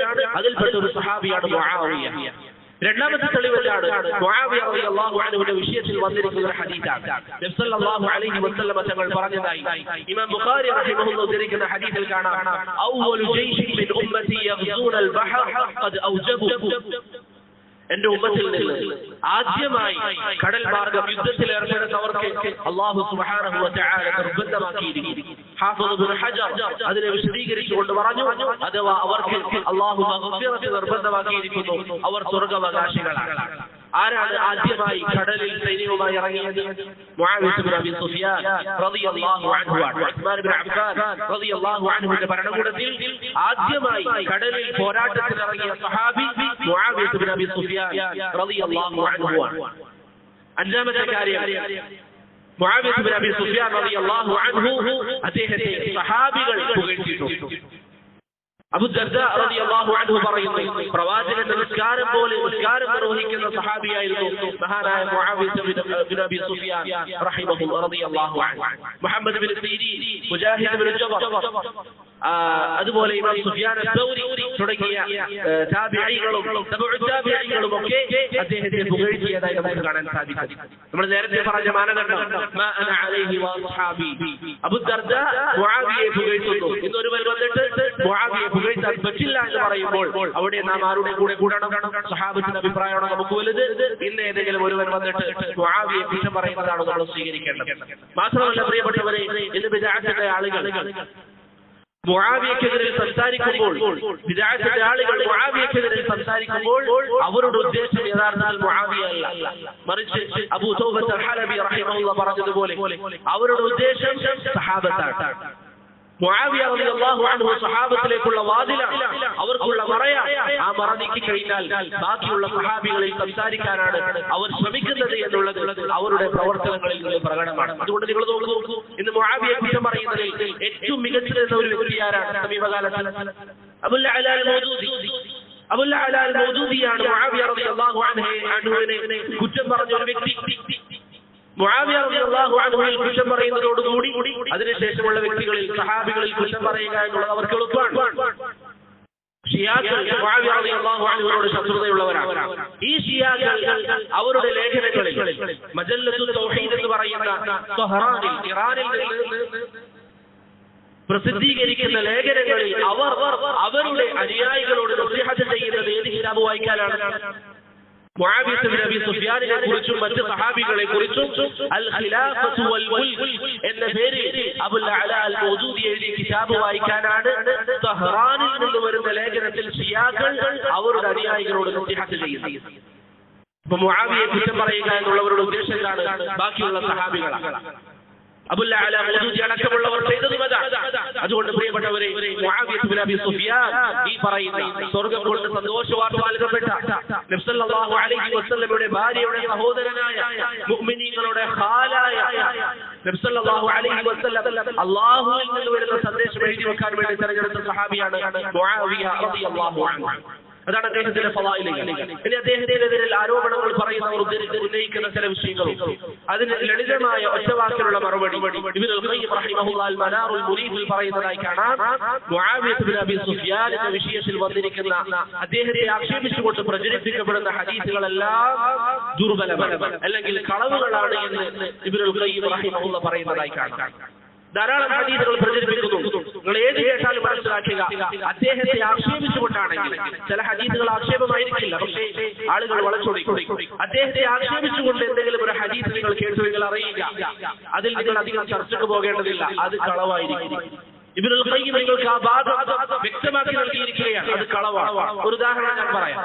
ഇന്ന് ചിലർ പ്രചരിപ്പിക്കുന്ന ഹദീസാണ് നബി സല്ലല്ലാഹു അലൈഹി വസല്ലം പറഞ്ഞു, നിങ്ങൾ എന്റെ മിമ്പറിൽ മുആവിയയെ കണ്ടാൽ അവനെ കൊന്നുകളയുക എന്ന് നബി സല്ലല്ലാഹു അലൈഹി വസല്ലം പറഞ്ഞിട്ടുണ്ട്. ചിലർ പ്രചരിപ്പിക്കുന്ന ഹദീസാണ്. ഈ ഹദീസ് സ്വീകാര്യമാണോ?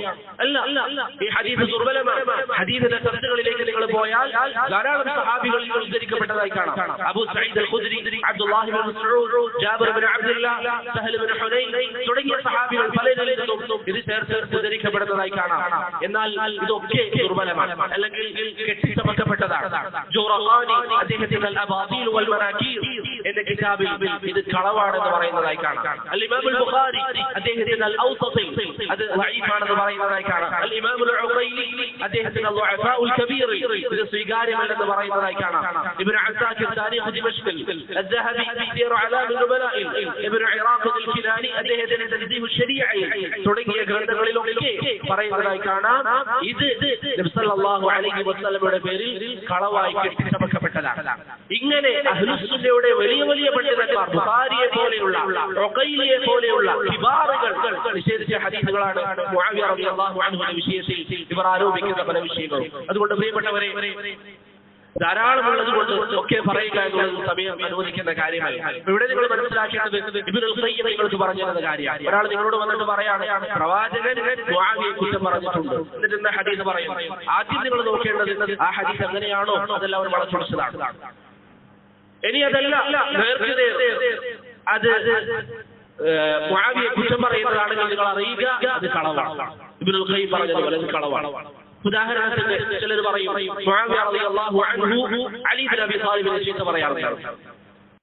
ഇബ്നു കസീർ റഹിമഹുല്ലാഹ് പറയുന്നു, അങ്ങനെ ഒന്ന് മുആവിയയിൽ സ്ഥിരപ്പെട്ടിട്ടില്ല. ഇബ്നു കസീർ നമുക്ക് പറഞ്ഞു തരാം, അങ്ങനെ ഒന്ന് സ്ഥിരപ്പെട്ടു വന്നിട്ടില്ല. അദ്ദേഹത്തിന്റെ അൽ ബിദായത്ത് വന്നിഹായ. അപ്പോൾ മുആവിയ ഇബ്നു അബീ സുഫിയാൻ മഹാനായ സഹാബിയാണ്, ധാരാളം ഫളായിലുകളുള്ള വ്യക്തിയാണ്. എന്നാൽ ഇന്ന് ചില ആളുകൾ അദ്ദേഹത്തിനെതിരെ കൊണ്ടുവരുന്ന ഈ ആരോപണങ്ങൾ അവർക്ക് മുമ്പ് അബുൽ അഅല മൗദൂദിയെ പോലെയുള്ള ചില ആളുകൾ കൊണ്ടുവന്നിട്ടുണ്ട്. പക്ഷേ അൽഹംദുലില്ലാഹ് അഹ്ലുസ് സുന്നയുടെ ഉലമാക്കൾ മുആവിയയുടെ ഫളായിലുകൾ പറഞ്ഞുകൊണ്ടേയിരിക്കും.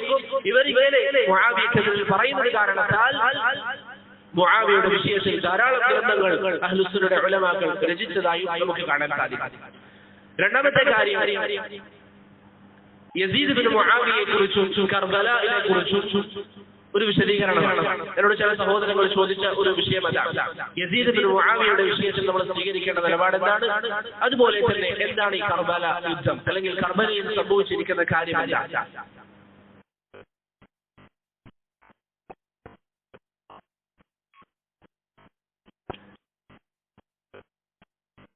ഇവിടെ നാം മനസ്സിലാക്കേണ്ട ഒരു കാര്യം, ഖിലാഫത്തുർ റാഷിദക്ക് ശേഷം ഔദ്യോഗികമായ ഒരു ഭരണം ഏറ്റെടുത്തത് മുആവിയ ബിൻ അബി സുഫിയാൻ റളിയല്ലാഹു അൻഹു ആണ്. ഇടക്കാലം ഹസൻ റളിയല്ലാഹു അൻഹു കുറച്ച് ഭരിച്ചിരുന്നുവെങ്കിലും പിന്നീട് ഭരണം ഏറ്റെടുത്തത് മുആവിയ ബിൻ അബി സുഫിയാൻ റളിയല്ലാഹു അൻഹു ആണ്. മുആവിയ റളിയല്ലാഹു അൻഹുവിന്റെ ഭരണം അത് രാജഭരണം എന്ന നിലയിലായി. ഇവിടെ ഒന്നാമതായി നാം മനസ്സിലാക്കേണ്ട കാര്യം, ചില ആളുകൾ രാജഭരണം അത് ഇസ്ലാമികമല്ല, അത് തെറ്റാണ് എന്ന് പറഞ്ഞ് സംസാരിക്കും.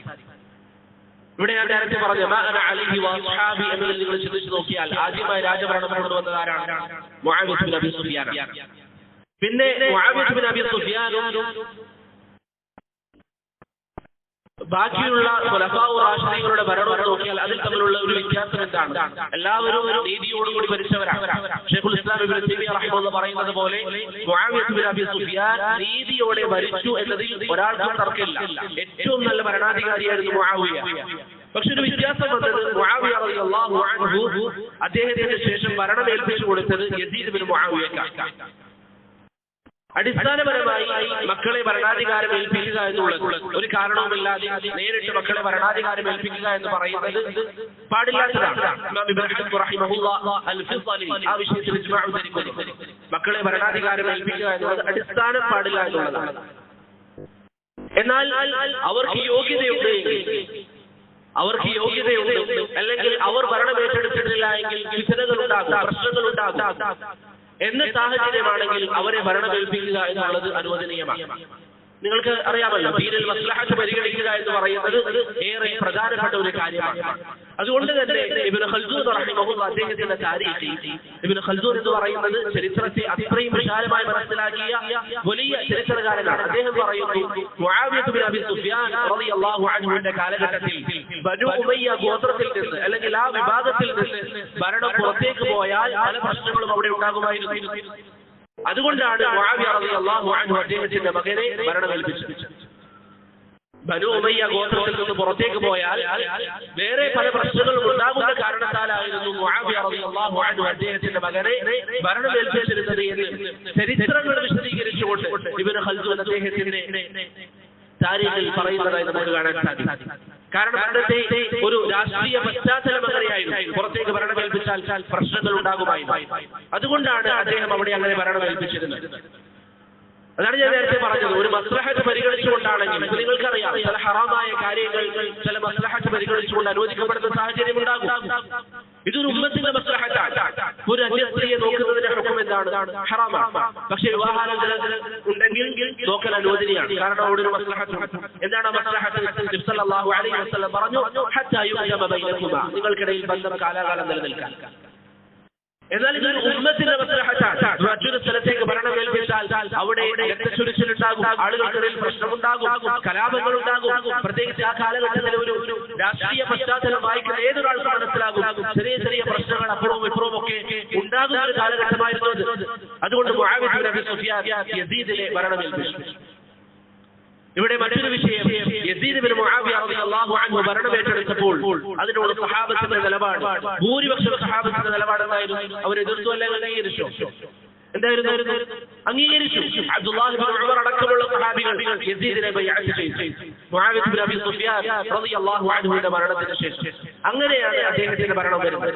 മറ്റൊരു കാര്യം, രാജഭരണം വിമർശിക്കുന്ന ആളുകൾ അറിയേണ്ട മറ്റൊരു കാര്യം, നബി സല്ലല്ലാഹു അലൈഹി വസല്ലം തങ്ങൾ പറഞ്ഞിട്ടുണ്ട്, ഈ ഉമ്മത്തിൽ 30 വർഷമാണ് നുബുവത്തിന്റെ ഭരണം നിലനിൽക്കുക. അതിനുശേഷം അല്ലാഹു ഉദ്ദേശിക്കുന്നവർക്ക് അധികാരം നൽകും, മുൽക്ക് നൽകുമെന്ന് നബി സല്ലല്ലാഹു അലൈഹി വസല്ലം തങ്ങൾ പറഞ്ഞിട്ടുണ്ട്. ഇമാം തബറാനി ഉദ്ധരിക്കുന്ന ഒരു ഹദീസിൽ നബി സല്ലല്ലാഹു അലൈഹി വസല്ലം പറഞ്ഞു, ആദ്യം നുബുവത്തായിരിക്കും, പിന്നീട് നുബുവത്തിന്റെ മനഹജിൽ ഖിലാഫത്ത് നടത്തും, അത് അനുഗ്രഹമായിരിക്കും. ശേഷം രാജഭരണം വരും, അതും അനുഗ്രഹമായിരിക്കും. പിന്നീട് അക്രമം നിറഞ്ഞ രാജഭരണം വരുമെന്ന് നബി സല്ലല്ലാഹു അലൈഹി വസല്ലം തങ്ങൾ പറഞ്ഞു. ഉലമാക്കൾ വിശദീകരിക്കുമ്പോൾ പറഞ്ഞു, അതുകൊണ്ടുള്ള ഉദ്ദേശം ആദ്യം പ്രവാചകന്റെ ഭരണം, പിന്നീട് ഖുലഫാഉർ റാഷിദീൻ, ഖിലാഫത്തും റഹ്മത്തും.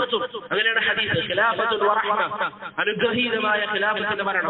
പിന്നീട് മുൽക്കുൻ വറഹ്മ, അനുഗ്രഹീതമായ രാജഭരണം വരും. പിന്നീട് പ്രയാസമുള്ള ആളുകളെ ദ്രോഹമേൽപ്പിക്കുന്ന ഭരണം വരുമെന്ന് റസൂലുള്ളാഹി സ്വല്ലല്ലാഹു അലൈഹി വസല്ലം തങ്ങൾ പറഞ്ഞതായി ഹദീസിൽ വന്നിട്ടുണ്ട്. അതുകൊണ്ട് രാജഭരണം വരും, ഖിലാഫത്ത് 30 വർഷമേ ഉണ്ടാവൂ എന്നുള്ളത് നബി സല്ലല്ലാഹു അലൈഹി വസല്ലം തങ്ങൾ പറഞ്ഞിട്ടുണ്ട്. അബൂബക്കറിന്റെയും ഉമറിന്റെയും ഉസ്മാന്റെയും അലിയുടെയും ഭരണങ്ങൾ നോക്കിയാൽ ഏകദേശം 30 വർഷം അതോടെ പൂർത്തിയായി. അതിനുശേഷം ഇങ്ങനെ വരുമെന്നുള്ളത് അള്ളാഹുവിന്റെ കൗനിയായ സുന്നത്താണ്. സല്ലല്ലാഹു അലൈഹി വസല്ലം പറഞ്ഞ കാര്യമാണ്. അതുകൊണ്ട് അത് വിമർശിക്കുന്നവർ പ്രവാചകന്റെ ഹദീസിനെ കുറിച്ച് ആദ്യം ചിന്തിക്കുക. യസീദ് ഇബ്നു മുആവിയ ഹിജ്റ 60ാമത്തെ വർഷത്തിലാണ് ഭരണം ഏറ്റെടുക്കുന്നത്. മുആവിയ ഇബ്നു അബി സുഫിയാൻ റളിയല്ലാഹു അൻഹുവിന്റെ മരണശേഷമാണ് അദ്ദേഹം ഭരണം ഏറ്റെടുക്കുന്നത്. ഞാൻ നേരത്തെ പറഞ്ഞതുപോലെ അദ്ദേഹം ഭരണാധികാരിയായി ഭരണം ഏറ്റെടുത്തപ്പോൾ ഭൂരിപക്ഷം സഹാബികളും ബൈഅത്ത് ചെയ്തു. 2 സഹാബികൾ ഒഴികെ അബ്ദുല്ലാഹി ഇബ്നു സുബൈർ, അതുപോലെ ഹുസൈൻ റളിയല്ലാഹു അൻഹു, ഹുസൈൻ ഇബ്നു അലി റളിയല്ലാഹു അൻഹു. അതിൽ അബ്ദുല്ലാഹി ഇബ്നു സുബൈർ അവിടുന്ന് പുറത്തേക്ക് പോയി. അവിടുന്ന് അദ്ദേഹം മദീനയിലായിരുന്നു, മക്കയിലേക്ക് പോയി, അവിടെ മാറി താമസിച്ചു. എന്നാൽ ഹുസൈൻ റളിയല്ലാഹു അൻഹു അദ്ദേഹത്തോട് ബൈഅത്ത് ചെയ്യാൻ വേണ്ടി ആവശ്യപ്പെട്ടപ്പോൾ അദ്ദേഹം ആദ്യം ബൈഅത്ത് ചെയ്തിരുന്നില്ല. അദ്ദേഹത്തിന് ചില തടസ്സങ്ങൾ ഉണ്ടായിരുന്നു. ഇറാഖിലെ ആളുകൾ, കൂഫക്കാരായ ആളുകൾ അവർ മനസ്സിലാക്കി ഹുസൈൻ റളിയല്ലാഹു അൻഹു യസീദിന് ബൈഅത്ത് ചെയ്യുന്നില്ല. അങ്ങനെ അവർ ഹുസൈൻ റളിയല്ലാഹു അൻഹുവിന്റെ കത്തുകൾ എഴുതാൻ വേണ്ടി തുടങ്ങി. താങ്കൾ നമ്മുടെ അരികിലേക്ക് വരണം, താങ്കൾക്ക് എല്ലാവിധ സംരക്ഷണവും ഇവിടെ നമ്മൾ നൽകാം, താങ്കൾക്ക് ബൈഅത്ത് ചെയ്യാൻ ഞങ്ങൾ തയ്യാറാണ് എന്ന് പറഞ്ഞ് കൂഫക്കാർ അദ്ദേഹത്തിന് കത്തെഴുതി. ചരിത്രം പറയുന്നതനുസരിച്ച് 500-ലധികം കത്തുകൾ മഹാനായ ഹുസൈൻ ഇബ്നു അലി റളിയല്ലാഹു അൻഹുവിന് വന്നിരുന്നു. കൂഫക്കാരുടെ കത്തുകൾ ഇത്രയധികം വന്നപ്പോൾ ഹുസൈൻ റളിയല്ലാഹു അൻഹു വിഷയത്തിന്റെ യാഥാർത്ഥ്യം മനസ്സിലാക്കാൻ അദ്ദേഹത്തിന്റെ ഉപ്പയുടെ സഹോദരന്റെ മകനായ മുസ്ലിം ഇബ്നു അഖീലിനെ കൂഫയിലേക്ക് അയച്ചു. എന്നിട്ട് അദ്ദേഹത്തോട് പറഞ്ഞു, കൂഫക്കാർ ഇങ്ങനെ ധാരാളം കത്തുകൾ അയക്കുന്നുണ്ട്, താങ്കളൊന്ന് അതിന്റെ കാര്യങ്ങൾ അന്വേഷിക്കണം. അവർ പറയുന്നത് ആത്മാർത്ഥമായിട്ടാണോ, ഈ വിഷയങ്ങളൊക്കെ താങ്കൾ അന്വേഷിച്ചു വരണമെന്ന് പറഞ്ഞുകൊണ്ട് മുസ്ലിം ഇബ്നു അഖീലിനെ കൂഫയിലേക്ക് അയച്ചു. മുസ്ലിം ഇബ്നു അഖീൽ കൂഫയിലേക്ക് പോവുകയും, മുസ്ലിം ഇബ്നു അഖീൽ ആരാണെന്ന് മനസ്സിലായില്ലേ? ഹുസൈൻ റളിയല്ലാഹു അൻഹുവിന്റെ ഉപ്പയുടെ സഹോദരന്റെ മകൻ, പിതൃ സഹോദരന്റെ മകൻ. അങ്ങനെ മുസ്ലിം ഇബ്നു അഖീൽ കൂഫയിലേക്ക് പോവുകയും ഹാനി ഇബ്നു ഉർവ എന്ന് പറയുന്ന വ്യക്തിയുടെ വീട്ടിൽ തങ്ങുകയും ജനങ്ങളുടെ അവസ്ഥ ആരായുകയും ചെയ്തു. എന്താണ് പൊതുവിൽ ജനങ്ങൾ ആഗ്രഹിക്കുന്നത് തുടങ്ങിയ വിഷയങ്ങളൊക്കെ ആരായപ്പോൾ അദ്ദേഹത്തിന് മനസ്സിലായി ജനങ്ങളെല്ലാവരും ഹുസൈൻ റളിയല്ലാഹു അൻഹു വരാൻ കാത്തിരിക്കുകയാണ്.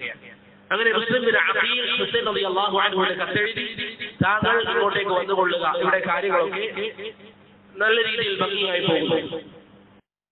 ഈ സമയം ജനങ്ങൾ, കൂഫക്കാരായ ജനങ്ങൾ ഹുസൈൻ റളിയല്ലാഹു അൻഹുവിന് വേണ്ടി മുസ്ലിം ഇബ്നു അഖീലിനെ ബൈഅത്ത് ചെയ്യാൻ തുടങ്ങി. അവരുടെ ഭരണാധികാരി ആ സമയം ആരാണ്? യസീദ്, ഷാമിലുള്ള യസീദ് ഇബ്നു മുആവിയ. എന്നാൽ അവിടെ ഉണ്ടായിരുന്ന ജനങ്ങൾ യസീദിനുള്ള ബൈഅത്ത് ഒഴിവാക്കുകയും മുസ്ലിം ഇബ്നു അഖീലിനെ ബൈഅത്ത് ചെയ്യാൻ വേണ്ടി തുടങ്ങുകയും ചെയ്തു. ഈ വിവരം യസീദ് ഇബ്നു മുആവിയയ്ക്ക് ലഭിച്ചു. ഈ സമയം കൂഫയുടെ ഗവർണർ ആരായിരുന്നു? നുഅ്മാൻ ഇബ്നു ബഷീർ റളിയല്ലാഹു അൻഹു. എന്നാൽ നുഅ്മാൻ ഇബ്നു ബഷീർ ഈ വിഷയത്തിൽ പ്രത്യേകിച്ച് നിലപാടൊന്നും എടുക്കാത്തത് കാരണത്താൽ യസീദ് ഇബ്നു മുആവിയ നുഅ്മാൻ ഇബ്നു ബഷീറിന്റെ സ്ഥാനം ഒഴിവാക്കുകയും അദ്ദേഹത്തെ ആ ഭരണാധികാരി അല്ലെങ്കിൽ ഗവർണർ സ്ഥാനത്ത് നിന്ന് മാറ്റി നിർത്തുകയും ആ സമയം ബസ്റയിലെ അമീറായിരുന്ന ഉബൈദുല്ലാഹി ഇബ്നു സിയാദിനെ, ബസ്റയിലെ ഭരണാധികാരിയായിരുന്ന അല്ലെങ്കിൽ ഗവർണറായിരുന്ന ഉബൈദുല്ലാഹി ഇബ്നു സിയാദിന്റെ നേതൃത്വത്തിലേക്ക് കൂഫയെയും ചേർത്ത് കൊടുക്കുകയും ചെയ്തു. നുഅ്മാൻ ഇബ്നു ബഷീറിനെ മാറ്റി എന്നിട്ട് കൂഫയുടെ ഉത്തരവാദിത്വം ആ സമയം ബസ്റയുടെ ഉത്തരവാദിത്വം ഉണ്ടായിരുന്ന ഉബൈദുല്ലാഹി ഇബ്നു സിയാദിനെ ഏൽപ്പിച്ചു. എന്നിട്ട് അദ്ദേഹത്തോട് പറഞ്ഞു, ഈ 2 പ്രദേശങ്ങളും താങ്കളുടെ കീഴിലായി, കൂഫയും ബസ്റയും. അങ്ങനെ ഉബൈദുല്ലാഹി ഇബ്നു സിയാദ് ബസ്റയിൽ നിന്ന് അദ്ദേഹത്തിന്റെ മുഖം മറച്ച് കൂഫയിലേക്ക് വന്നു. കൂഫയിൽ എന്താണ് സംഭവിക്കുന്നത് എന്നറിയാൻ മുഖം മറച്ചു കൊണ്ടുവന്നു. അദ്ദേഹം മുഖം മറച്ച് കൂഫയിലേക്ക് എത്തിയപ്പോൾ ജനങ്ങളൊക്കെ അദ്ദേഹത്തെ കണ്ടു. ആളുകൾ കരുതി ഇത് നബി സല്ലല്ലാഹു അലൈഹി വസല്ലം തങ്ങളുടെ മകളുടെ മകനായ ഹുസൈനാണ്, കാരണം മുഖം മറച്ചിട്ടാണുള്ളത്. ആളുകളൊക്കെ ഉബൈദുല്ലാഹി ഇബ്നു സിയാദിനെ, പുതിയ അമീറായി വന്ന ഉബൈദുല്ലാഹി ഇബ്നു സിയാദിനെ കൈകൊടുക്കുകയും മർഹബൻ ബിൻതി റസൂലില്ലാഹി സല്ലല്ലാഹു അലൈഹി വസല്ലമയുടെ മകളുടെ മകനെ കൂഫയിലേക്ക് സ്വാഗതം എന്ന് പറഞ്ഞുകൊണ്ട് അവരെ സ്വീകരിക്കുകയും ചെയ്തു. ഇത് കണ്ടപ്പോൾ ഉബൈദുല്ലാഹി ഇബ്നു സിയാദിന് മനസ്സിലായി കാര്യം ഗൗരവമുള്ളതാണ്. കാരണം ആളുകൾ യസീദിനുള്ള ബൈഅത്ത് ഒഴിവാക്കുകയും ഹുസൈൻ ഇബ്നു അലി റളിയല്ലാഹു അൻഹുവിന് ബൈഅത്ത് നൽകുകയും ചെയ്യുകയാണ്. ഇവിടെ പ്രിയപ്പെട്ടവരെ, ഇങ്ങനെ ഉബൈദുല്ലാഹി ഇബ്നു സിയാദിന് ഈ കാര്യങ്ങൾ മനസ്സിലായപ്പോൾ, ആളുകൾ ബൈഅത്ത് ഒഴിവാക്കുന്നു എന്ന കാര്യം മനസ്സിലായപ്പോൾ മുസ്ലിം ബിൻ അഖീലിനെ കൊണ്ടുവരാൻ ആവശ്യപ്പെട്ടു. മുസ്ലിം ബിൻ അഖീലിനെ ആദ്യം ലഭിച്ചിട്ടില്ല. ഹാനി ബിൻ ഉർവയുടെ വീട്ടിലാണല്ലോ അദ്ദേഹം ഉള്ളത്. ഹാനി ബിൻ ഉർവയെ വീട്ടിലേക്ക് കൊട്ടാരത്തിലേക്ക് വിളിപ്പിച്ചു. എന്നിട്ട് അദ്ദേഹത്തോട് പറഞ്ഞു, താങ്കൾ വീട്ടിൽ ഒളിച്ച് പാർപ്പിക്കുന്ന മുസ്ലിം ഇബ്നു അഖീലിനെ നമുക്ക് വിട്ടു നൽകണം. അദ്ദേഹം ആദ്യം നിഷേധിച്ചുവെങ്കിലും ഈ സംഭവങ്ങളൊക്കെ ഉബൈദുല്ലാഹി ഇബ്നു സിയാദ് പറഞ്ഞു. ഞാൻ ഇങ്ങനെ വേഷം മാറി വന്നപ്പോൾ ഇന്ന വ്യക്തിയെ കണ്ടിരുന്നു, ബൈഅത്ത് ചെയ്തിരുന്നു തുടങ്ങിയ ചരിത്രങ്ങളൊക്കെ പറഞ്ഞപ്പോൾ അവസാനം ഹാനി ബിൻ ഉർവ പറഞ്ഞു, എനിക്ക് ജീവനുണ്ടെങ്കിൽ ഒരു കാരണവശാലും അദ്ദേഹത്തെ വിട്ടുതരാൻ ഞാൻ തയ്യാറാകില്ല എന്ന് ഹാനി ബിൻ ഉർവ ഉബൈദുല്ലാഹി ഇബ്നു സിയാദിനോട് പറഞ്ഞു. ഈ വിഷയം നടന്നു. ഇതറിഞ്ഞ മുസ്ലിം ഇബ്നു അഖീൽ തന്നെ സംരക്ഷിച്ച ഹാനി ബിൻ ഉർവയ്ക്ക് ഇങ്ങനെ ഒരു പ്രശ്നം വരുന്നു എന്ന് കണ്ടപ്പോൾ അദ്ദേഹത്തെ ബൈഅത്ത് ചെയ്തിരുന്ന 4000-ഓളം ആളുകളുമായി ഉബൈദുല്ലാഹി ഇബ്നു സിയാദിന്റെ കൊട്ടാരത്തിന് ഉപരോധം ഏർപ്പെടുത്തി. എല്ലാവരും ചെന്ന് ഉബൈദുല്ലാഹി ഇബ്നു സിയാദിന്റെ കൊട്ടാരത്തിന് ഉപരോധം ഏർപ്പെടുത്തി. 4000-ഓളം ആളുകൾ കൂഫക്കാരായ ഹുസൈൻ റളിയല്ലാഹു അൻഹുവിന് വേണ്ടി മുസ്ലിം ഇബ്നു അഖീലിനെ ബൈഅത്ത് ചെയ്ത ആളുകൾ കൊട്ടാരത്തിലെത്തി. കൊട്ടാരത്തിന് ഉപരോധം ഏർപ്പെടുത്തിയപ്പോൾ ഉബൈദുല്ലാഹി ഇബ്നു സിയാദ് ഒരു വിളംബരം നടത്തണം. ആരെങ്കിലും എനിക്കെതിരിൽ മുസ്ലിം ഇബ്നു അഖീലിനെ സഹായിക്കുകയാണെങ്കിൽ ഷാമിൽ നിന്ന് യസീദിന്റെ സൈന്യം വന്നാൽ അവർ അതിന്റെ തിക്തഫലം അനുഭവിക്കേണ്ടി വരും, അവർ അത്രയും പ്രയാസങ്ങൾ നേരിടേണ്ടി വരും, ഞാൻ വലിയ സൈന്യത്തെ കൊണ്ടുവരുമെന്നൊക്കെ പറഞ്ഞ് ഉബൈദുല്ലാഹി ഇബ്നു സിയാദ് ഭീഷണിപ്പെടുത്തി. ചരിത്രം പറയുന്നതനുസരിച്ച് ഇത് കേട്ടപ്പോൾ എല്ലാവരും ഏകദേശം 30 ആളുകൾ ഒഴികെ ബാക്കി എല്ലാ ആളുകളും മുസ്ലിം ഇബ്നു അഖീലിനെ വിട്ടുപോയി. ഹുസൈൻ റളിയല്ലാഹു അൻഹു ബൈഅത്ത് ചെയ്യും, കൂടെ നിൽക്കുമെന്ന് പറഞ്ഞ 4000-ഓളം ആളുകൾ, അവരിൽ 30 ആളുകൾ ഒഴികെ ബാക്കി എല്ലാവരും ഉബൈദുല്ലാഹി ഇബ്നു സിയാദിന്റെ ഭീഷണി കേട്ടപ്പോൾ ഉബൈദുല്ലാഹി ഇബ്നു സിയാദിനെ വിട്ട് അവിടെ അദ്ദേഹത്തെ പേടിച്ചുകൊണ്ട് അവിടെ നിന്ന് പോയി. മുസ്ലിം ഇബ്നു അഖീലും ഏകദേശം 30 ആളുകളും മാത്രം അവിടെ ബാക്കിയായി. അങ്ങനെ പ്രിയപ്പെട്ടവരെ, ഏതാനും ചില സമയങ്ങൾ കഴിഞ്ഞപ്പോൾ സൂര്യൻ അസ്തമിക്കാൻ വേണ്ടി പോകുന്ന സമയമായപ്പോഴേക്കും അദ്ദേഹത്തിന്റെ കൂടെ ഉണ്ടായിരുന്ന 30 ആളുകളും പിരിഞ്ഞുപോയി. മുസ്ലിം ബിൻ അഖീൽ ഒറ്റക്കായി. മുസ്ലിം ബിൻ അഖീലാണെങ്കിൽ മദീനയിലേക്ക് ഹുസൈൻ റളിയല്ലാഹു അൻഹുവിന് കത്തെഴുതിയിട്ടുണ്ട്, താങ്കൾ ഇങ്ങോട്ടേക്ക് വന്നുകൊള്ളുക എന്ന് കത്തെഴുതിയിരുന്നു. അതിന്റെ അടിസ്ഥാനത്തിൽ അദ്ദേഹം അവിടുന്ന് വരാൻ നിൽക്കുകയാണ്. അങ്ങനെ ഒരു ദുൽഹിജ്ജ 8-ാമത്തെ ദിവസത്തിൽ മുസ്ലിം ബിൻ അഖീലിനെ ഉബൈദുല്ലാഹി ഇബ്നു സിയാദ് കൊലപ്പെടുത്തി. നബി സല്ലല്ലാഹു അലൈഹി വസല്ലം ഹുസൈൻ റളിയല്ലാഹു അൻഹുവിന്റെ പിതൃ സഹോദരന്റെ മകനെ ഉബൈദുല്ലാഹി ഇബ്നു സിയാദ് കൊലപ്പെടുത്തി. ദുൽഹിജ്ജ 8-ാമത്തെ ദിവസം. ദുൽഹിജ്ജ 9-ാമത്തെ ദിവസത്തിലാണ് ഹുസൈൻ റളിയല്ലാഹു അൻഹു മദീനയിൽ നിന്ന് പുറത്തേക്ക് വരുന്നത്. ദുൽഹിജ്ജ 9-ാമത്തെ ദിവസത്തിൽ ദുൽഹിജ്ജ 9 അറഫ ദിവസത്തിലാണ് മുസ്ലിം ഇബ്നു അഖീലിനെ വധിച്ചു കളയുന്നത്. ദുൽഹിജ്ജ 8-ാമത്തെ ദിവസത്തിൽ യൗമ തർവീയിലാണ് മദീനയിൽ നിന്ന് ഹുസൈൻ റളിയല്ലാഹു അൻഹു പുറപ്പെടുന്നത് കൂഫയിലേക്ക്. അദ്ദേഹം വരുമ്പോൾ അവിടെ ഉണ്ടായിരുന്ന സഹാബികൾ ഇബ്നു അബ്ബാസ് റളിയല്ലാഹു അൻഹു, അബ്ദുല്ലാഹി ഇബ്നു അംർ, അബൂ സഈദ് അൽ-ഖുദ്രി, അലി റളിയല്ലാഹു അൻഹുവിന്റെ മറ്റൊരു മകനായ മുഹമ്മദ് ഇബ്നു അൽ-ഹനഫിയ്യ, ഇങ്ങനെ എല്ലാവരും ഹുസൈൻ റളിയല്ലാഹു അൻഹുവോട് പറഞ്ഞു, താങ്കൾ പോകാൻ പാടില്ല, കൂഫക്കാരിലേക്ക് താങ്കൾ പോകരുത്. ഈ സഹാബികൾ എല്ലാവരും വിലക്കി.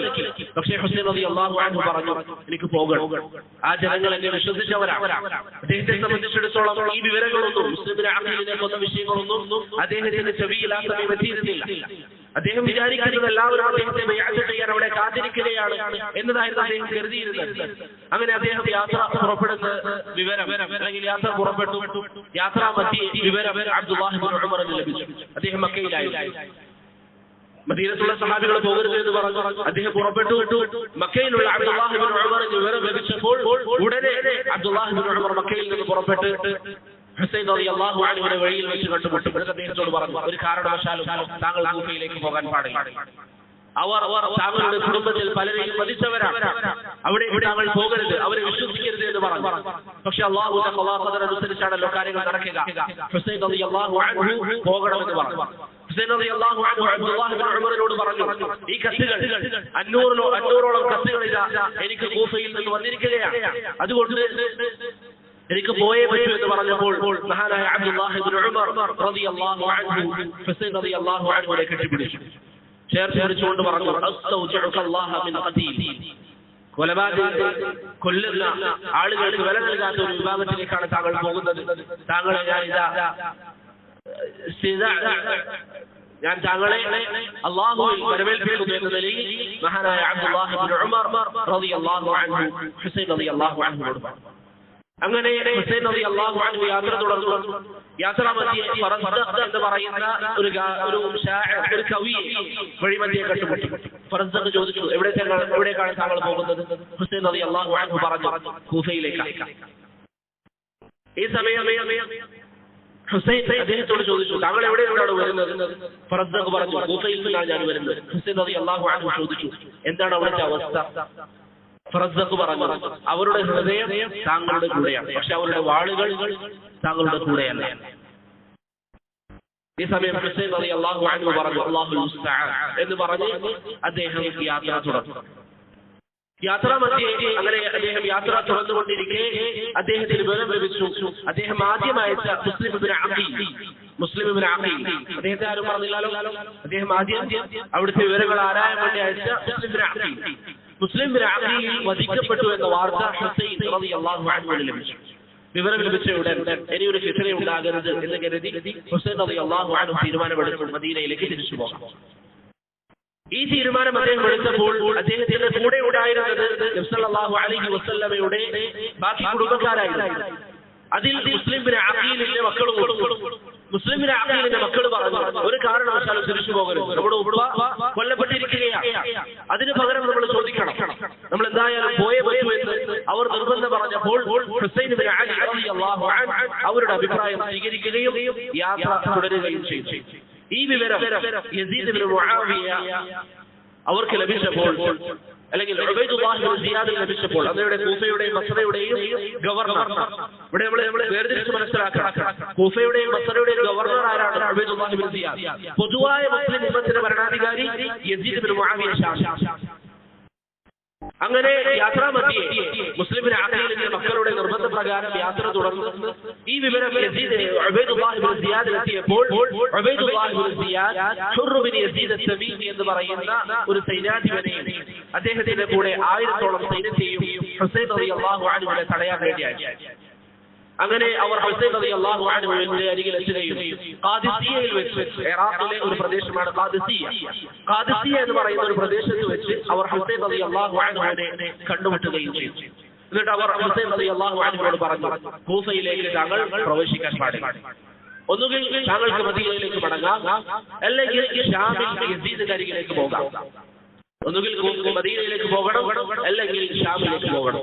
ഹുസൈൻ റളിയല്ലാഹു അൻഹു പറഞ്ഞു, ഞാൻ പ്രവാചകന്റെ പേരക്കുട്ടിയാണ്, എന്നെ എന്തിനാണ് നിങ്ങൾ തടയുന്നത്? നിങ്ങൾ തടയണം. അങ്ങനെ ഹുസൈൻ റളിയല്ലാഹു അൻഹു യാത്ര തുടർന്നു. ഹുർർ ബിൻ യസീദ് തമീമിയും അദ്ദേഹത്തിന്റെ കൂടെ ഉണ്ടായിരുന്ന 1000 ആളുകളും ഹുസൈൻ റളിയല്ലാഹു അൻഹുവിനെ ഒരു പോറലും ഏൽപ്പിച്ചിരുന്നില്ല. മറിച്ച് അദ്ദേഹത്തോട് പറഞ്ഞു, അദ്ദേഹം അത് സ്വീകരിച്ചില്ല. അദ്ദേഹം യാത്ര തുടർന്നു. അങ്ങനെ അദ്ദേഹം യാത്ര തുടർന്ന് കർബല എന്ന് പറയുന്ന ഒരു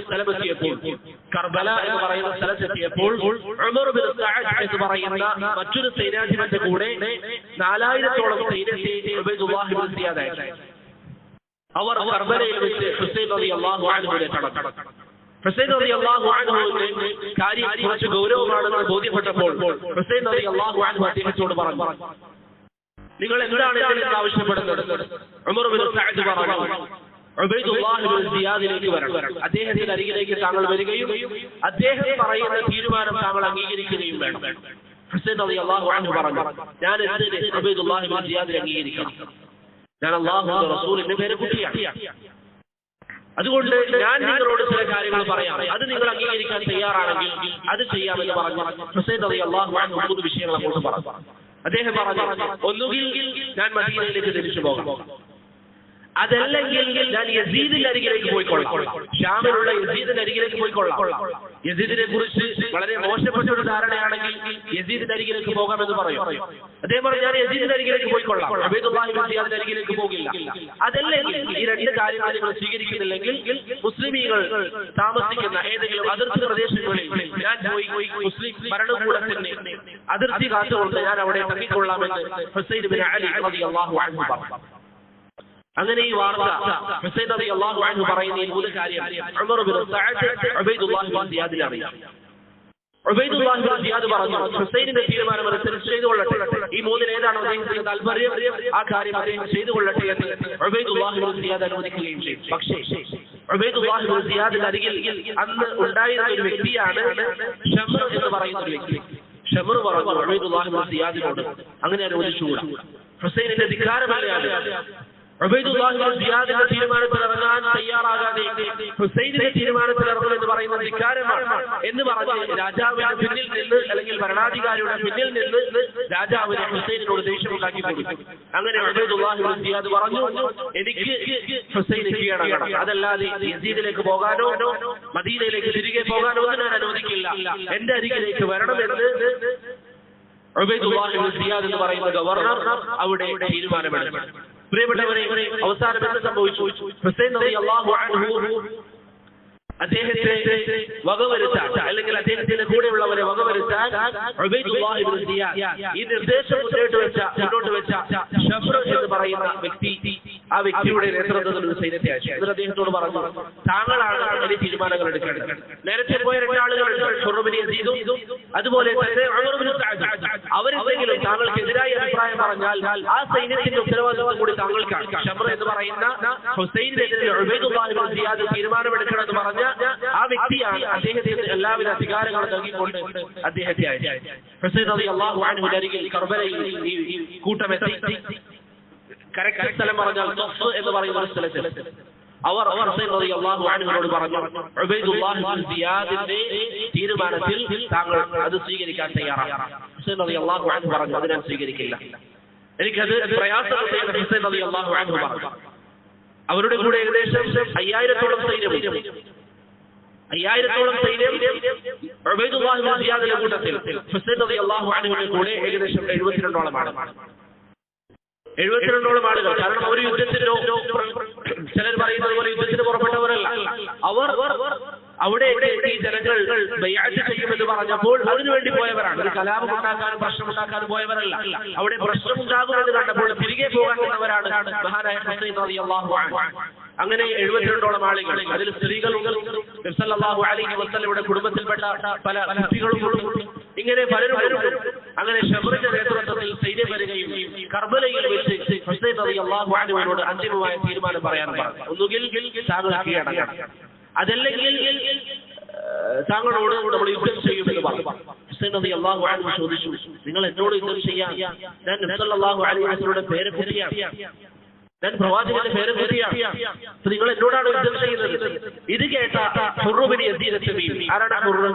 ആദ്യം വന്ന സൈന്യത്തിന്റെ അധിപതി ഖുർ ബിൻ യസീദ് അത്തമീമി, അദ്ദേഹവും അദ്ദേഹത്തിന്റെ കൂടെ 30 ആളുകളും ഹുസൈൻ റളിയല്ലാഹു അൻഹുവിന്റെ ഭാഗത്തേക്ക് ചേർന്നു. ആളുകൾ ഖുർ ബിൻ യസീദിനോട് ചോദിച്ചു, താങ്കളല്ലേ നമ്മെ കൂട്ടി വന്നത്, അപ്പോൾ താങ്കൾ ഹുസൈനിന്റെ ഭാഗത്തേക്കാണോ? ഖുർ ബിൻ യസീദ് അത്തമീമി പറഞ്ഞു, ഇത് സ്വർഗവും നരകവും തമ്മിലുള്ള വിഷയമാണ്. ഹുസൈനിനെ കൊല്ലാൻ, ഹുസൈനിന്റെ കൂടെയുള്ള പ്രവാചകന്റെ കുടുംബത്തെ കൊല്ലാൻ ഞാൻ എങ്ങനെ തയ്യാറാകാനാണ്? അങ്ങനെ അവർക്കിടയിൽ സംസാരം നടന്നു. ഹുസൈൻ റളിയല്ലാഹു അൻഹു പറഞ്ഞു, എനിക്കൊരു ദിവസം നിങ്ങൾ സംസാരിക്കാൻ അല്ലെങ്കിൽ ചിന്തിക്കാൻ അവസരം നൽകണം. ആ സമയം നിസ്കാര സമയമായിരുന്നു. ഈ സൈന്യം ഒന്നടങ്കം ഹുസൈൻ റളിയല്ലാഹു അൻഹു ഇമാമായി നിസ്കരിച്ചു. എല്ലാവരും ഉബൈദുല്ലാഹ് ഇബ്നു സിയാദിന്റെ സൈന്യമടക്കം ഹുസൈൻ റളിയല്ലാഹു അൻഹുവിന്റെ പിന്നിൽ നിസ്കരിച്ചു. പ്രിയപ്പെട്ടവരെ, അങ്ങനെ ളുഹൂർ മഅസർ നിസ്കരിച്ച ശേഷം ഹുസൈൻ റളിയല്ലാഹു അൻഹു ചെറുതായി ഒന്ന് മയങ്ങിയപ്പോൾ അദ്ദേഹം പെട്ടെന്ന് ഉറക്കിൽ നിന്ന് ഉണരുമ്പോൾ അദ്ദേഹം കാണുന്നത് ഒരു വലിയ സൈന്യം അദ്ദേഹത്തിന്റെ നേരെ വരുന്നതായിട്ടാണ്. അദ്ദേഹം അവരോട് ചോദിച്ചു, അല്ലെങ്കിൽ അദ്ദേഹത്തിന്റെ കൂടെ ഉണ്ടായിരുന്ന 20ഓളം പടയാളികളെ ഹുസൈൻ റളിയല്ലാഹു അൻഹു അവരിലേക്ക് അയച്ചു. എന്നിട്ട് ചോദിച്ചു, എന്താണ് നിങ്ങളുടെ ഉദ്ദേശം? അവർ പറഞ്ഞു, യുദ്ധത്തിന് തയ്യാറാകാൻ. ഹുസൈൻ റളിയല്ലാഹു അൻഹു 73 ആളുകൾ, സ്ത്രീകളും കുടുംബങ്ങളും കുട്ടികളും, അവരുടെ കൂടെ സായുധമായ സേന, അവരോട് പറഞ്ഞു യുദ്ധത്തിന് തയ്യാറാകാൻ, അല്ലെങ്കിൽ ഉബൈദുല്ലാഹ് ഇബ്നു സിയാദിന്റെ വിധിയിൽ കീഴടങ്ങാൻ തയ്യാറാകാൻ.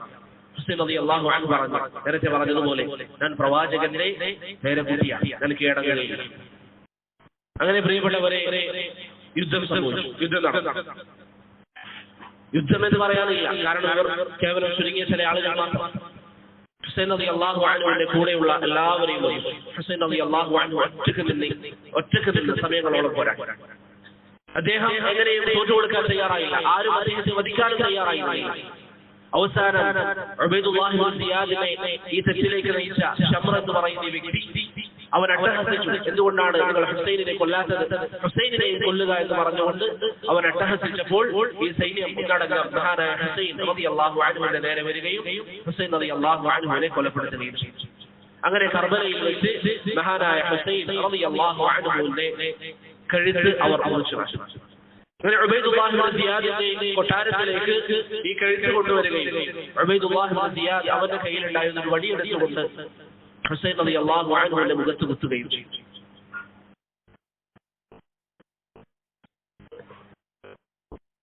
ഈ സമയം അവിടെ ഉണ്ടായിരുന്ന അനസ് റളിയല്ലാഹു അൻഹു ഉബൈദുല്ലാഹി ഇബ്നു സിയാദിനോട് പറഞ്ഞു, താങ്കൾ ഇപ്പോൾ വടിയെടുത്ത് കുത്തിയ സ്ഥലം നബി സല്ലല്ലാഹു അലൈഹി വസല്ലം ചുംബിച്ച ഭാഗമായിരുന്നു. അങ്ങനെയാണ് ഹുസൈൻ റളിയല്ലാഹു അൻഹു അവിടെ കൊല്ലപ്പെടുന്നത്. കർബലയിൽ വെച്ച് കൊല്ലപ്പെടുകയും ഉബൈദുല്ലാഹി ഇബ്നു സിയാദിന്റെ കൊട്ടാരത്തിലേക്ക് കൂഫയിലേക്ക് അദ്ദേഹത്തിന്റെ തല കൊണ്ടുവരപ്പെടുകയും ചെയ്തു. ഇതാണ് ആ ചരിത്രത്തിന്റെ ഒരു ചുരുക്കം. ഉബൈദുല്ലാഹി ഇബ്നു സിയാദിന്റെ നിർദ്ദേശപ്രകാരമാണ് ഈ പറയപ്പെട്ട മോശപ്പെട്ട കാര്യങ്ങളൊക്കെ നടന്നിരുന്നത്.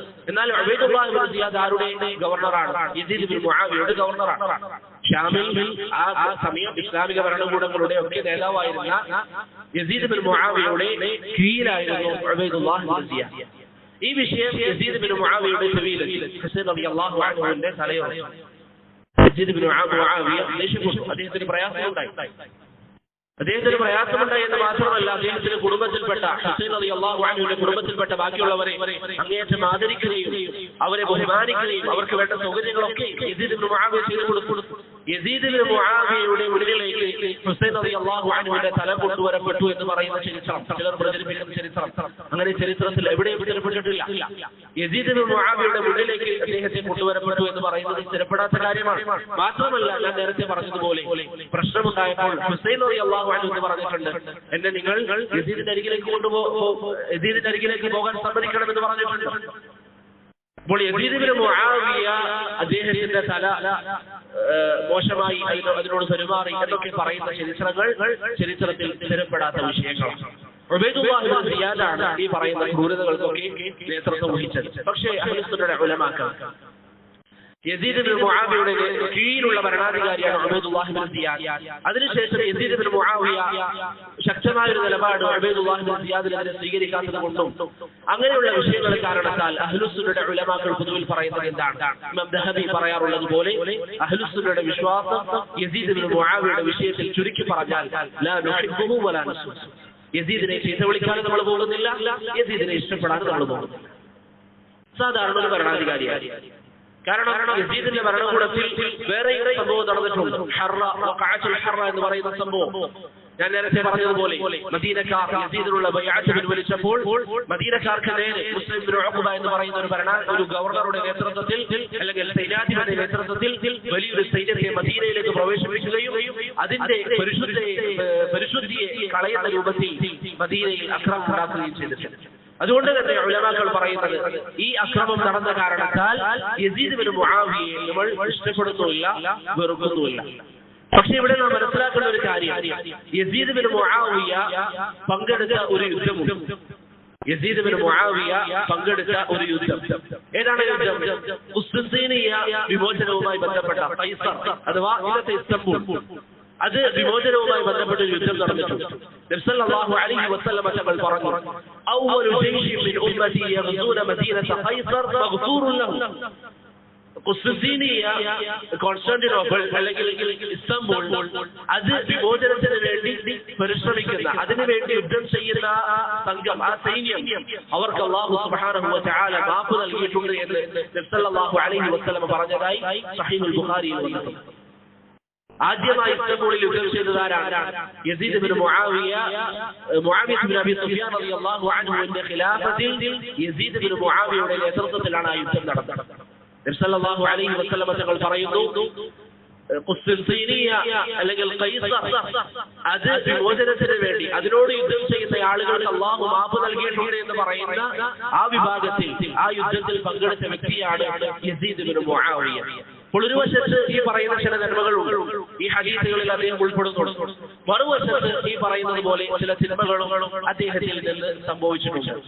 അതുകൊണ്ട് തന്നെ ശൈഖുൽ ഇസ്ലാം ഇബ്നു തൈമിയ്യ റഹിമഹുല്ലാഹ് അദ്ദേഹത്തിന്റെ വിഷയത്തിൽ പറയുന്നതായി കാണാം, യസീദ് ഇബ്നു മുആവിയയിൽ നിന്ന് ചില തെറ്റുകൾ സംഭവിച്ചുവെങ്കിലും അദ്ദേഹത്തെ കാഫിറായി പറയാനും അദ്ദേഹം ഇസ്ലാമിൽ നിന്ന് പുറത്താണ് എന്ന് പറയുന്നതൊക്കെ വളരെ മോശപ്പെട്ട വാദമാണ്. ബൽ കാന മലികൻ ഫിൽ മുലൂകിൽ മുസ്ലിമീൻ, അദ്ദേഹം ഒരു ഭരണാധികാരിയായി കസാഇൽ മുലൂകിൽ മുസ്ലിമീൻ, മറ്റു ഭരണാധികാരികളെ പോലെ. വഅക്സറുൽ മുലൂക്, അധിക ഭരണാധികാരികളും ലഹും ഹസനാത്തുൻ വലഹും സയ്യിആത്ത്, അവർക്ക് നന്മകളും തിന്മകളും, അവരുടെ നന്മകളും വലുതാണ് തിന്മകളും വലുതാണ്. അതുകൊണ്ട് തന്നെ അവരുടെ വിഷയത്തിൽ സ്വീകരിക്കേണ്ട നിലപാട് എന്താണ്? ശൈഖുൽ ഇസ്ലാം റഹിമഹുല്ലാഹ് പറയുകയാണ്, ഇവരിൽ ഏതെങ്കിലും ഒരാൾ നരകാവകാശിയാണോ അല്ലെങ്കിൽ ഏതെങ്കിലും ഒരാൾ സ്വർഗാവകാശിയാണോ എന്നൊന്നും നമ്മൾ പറയാൻ പോകേണ്ടതില്ല. മറിച്ച് സാധാരണ ഭരണാധികാരികളെ പോലെ ഒരു ഭരണാധികാരിയായിരുന്നു അവർ, നന്മകളും തിന്മകളും സംഭവിച്ച ഒരു ഭരണാധികാരി. ഇമാം ദഹബി വളരെ ഭംഗിയായി ഇസ്ലാമിലെ മുവർരിഖ് എന്നാണല്ലോ ദഹബി അറിയപ്പെടുന്നത്. ഇമാം ദഹബി റഹിമഹുല്ലാഹ് പറയുന്നു, യസീദ് ഇബ്നു മുആവിയയുടെ വിഷയത്തിൽ നമ്മുടെ നിലപാട് ലാ നസുബ്ബുഹു, അദ്ദേഹത്തെ നമ്മൾ ചീത്ത പറയില്ല, വലാ നുഹിബ്ബു, അദ്ദേഹത്തെ നമ്മൾ കുറ്റം പറയുകയുമില്ല, വലഹു നുളറാ മിൻ ഖുലഫാ, ബാക്കിയുള്ള വേറെ ഭരണാധികാരികൾ യസീദിനെ പോലെയുള്ളവരിലുണ്ട്. വകദാലിക ഫീ മുലൂകിൻ നവാഹി ബൽ ഫീഹി മൻ ഹുവ ശർറുൻ മിൻ, യസീദിനെക്കാളും അധപ്പതിച്ച ഭരണാധികാരികൾ ഇസ്ലാമിക ചരിത്രങ്ങളിൽ കടന്നുപോയിട്ടുണ്ട്. എന്തുകൊണ്ടാണ് യസീദിന്റെ വിഷയത്തിൽ ഇങ്ങനെ ആക്ഷേപം വരുന്നത്? യസീദിന്റെ വിഷയത്തിൽ ഇത്രയും ഗൗരവമാകാനുള്ള കാരണം അദ്ദേഹം നബി സല്ലല്ലാഹു അലൈഹി വസല്ലമയുടെ വഫാത്തിന് ശേഷം ഏകദേശം 49 വർഷത്തിന് ശേഷം ഭരണം ഏറ്റെടുത്തതിന്റെ കാരണത്താലാണ്. എന്ന് പറഞ്ഞാൽ പ്രവാചകന്റെ കാലത്തോട് അടുത്ത ഒരു ഭരണാധികാരിയിൽ നിന്ന് ഇങ്ങനെ ചില വിഷയങ്ങൾ ഉണ്ടായതുകൊണ്ടാണ് ആളുകൾ അദ്ദേഹത്തിനെതിരെ ആക്ഷേപങ്ങൾ ധാരാളമായി പറഞ്ഞത്. അതല്ല എങ്കിൽ മറ്റു ഭരണാധികാരികളിൽ നിന്ന് ഇങ്ങനെയുള്ള വിഷയങ്ങൾ സംഭവിച്ചിട്ടുണ്ട് എന്ന് ഇമാം ദഹബി റഹിമഹുല്ലാഹ് അദ്ദേഹത്തിന്റെ സീറ അലാമിൻ നുബലാ എന്ന് പറയുന്ന കിതാബിൽ പറയുന്നതായി നമുക്ക് കാണാൻ സാധിക്കും. മനസ്സിലായോ? യസീദിന്റെ വിഷയത്തിൽ നമ്മുടെ നിലപാട് ആരോട് നമ്മളോട് ചോദിച്ചാൽ നമ്മൾ മനസ്സിലാക്കാൻ ഇമാം ദഹബി റഹിമഹുല്ലാഹ് പറയുന്നു, ലാ നസുബ്ബുഹു വലാ നുഹിബ്ബു, അദ്ദേഹത്തോട് നമുക്ക് പ്രത്യേകിച്ച് ഇഷ്ടമില്ല, അദ്ദേഹത്തോട് പ്രത്യേക അല്ലെങ്കിൽ അദ്ദേഹത്തെ നമ്മൾ ചീത്ത വിളിക്കാനും പോകുന്നില്ല. ഇതാണ് ഇമാം ദഹബി റഹിമഹുല്ലാഹ് അദ്ദേഹത്തിന്റെ വിഷയത്തിൽ പറഞ്ഞ നിലപാട്.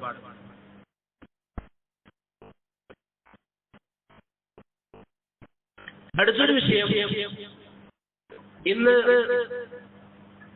പല ആളുകളും സംസാരിച്ചുകൊണ്ടിരിക്കുന്ന ഒരു വിഭാഗമാണ് ഹമാസ് എന്നുള്ളത്. ഹമാസിന്റെ വിഷയത്തിൽ അഹ്ലുസുന്നയുടെ നിലപാട് എന്താണ്? അഹ്ലുസുന്നയുടെ ഉലമാക്കൾ ഹമാസിന്റെ വിഷയത്തിൽ പറഞ്ഞിട്ടുള്ള നിലപാട് എന്താണ്? ഇവിടെ പ്രിയപ്പെട്ടവരെ, ഒന്നാമതായി നാം മനസ്സിലാക്കേണ്ട കാര്യം, ഹമാസിനെ എതിർത്തുകൊണ്ട് അഹ്ലുസുന്നയുടെ ഉലമാക്കൾ സംസാരിച്ചിട്ടുണ്ട്. ഹമാസിനെ എതിർത്തുകൊണ്ടുള്ള സംസാരം ഒരിക്കലും ഫലസ്തീനികളെ എതിർത്തുകൊണ്ടുള്ള സംസാരമല്ല, മറിച്ച് ഹമാസിനെ എതിർത്തുകൊണ്ടുള്ള സംസാരമാണ്. അഹ്ലുസുന്നയുടെ ഉലമാക്കളും ഭരണാധികാരികളും ഏത് കാലഘട്ടത്തിലും ഫലസ്തീനിന്റെ കൂടെ നിന്നവരാണ്, ഫലസ്തീൻ ഭരണകൂടത്തെ ബഹുമാനിച്ചവരാണ്. അത് മലിക് ഫൈസലിന്റെ കാലഘട്ടത്തിൽ നിങ്ങൾക്കറിയാം, മലിക് ഫൈസൽ ആഫ്രിക്കൻ രാജ്യങ്ങളിൽ സന്ദർശനം നടത്തി. അദ്ദേഹം ആഫ്രിക്കൻ പല രാജ്യങ്ങളിലും സന്ദർശനം നടത്തുന്ന വിവരം അറിയുകയും ആ രാജ്യങ്ങളിൽ സന്ദർശനം നടത്തുകയും ആ രാജ്യങ്ങൾക്ക് ആവശ്യമായ സാമ്പത്തിക സഹായം നിർവഹിക്കുകയും ചെയ്തു. നൈജർ എന്ന് പറയുന്ന ഭരണകൂടം, നൈജീരിയ അല്ല, നൈജർ എന്ന് പറയുന്ന ഭരണകൂടം മലിക് ഫൈസലിനെ തങ്ങളുടെ രാജ്യത്തേക്ക് ക്ഷണിച്ചു.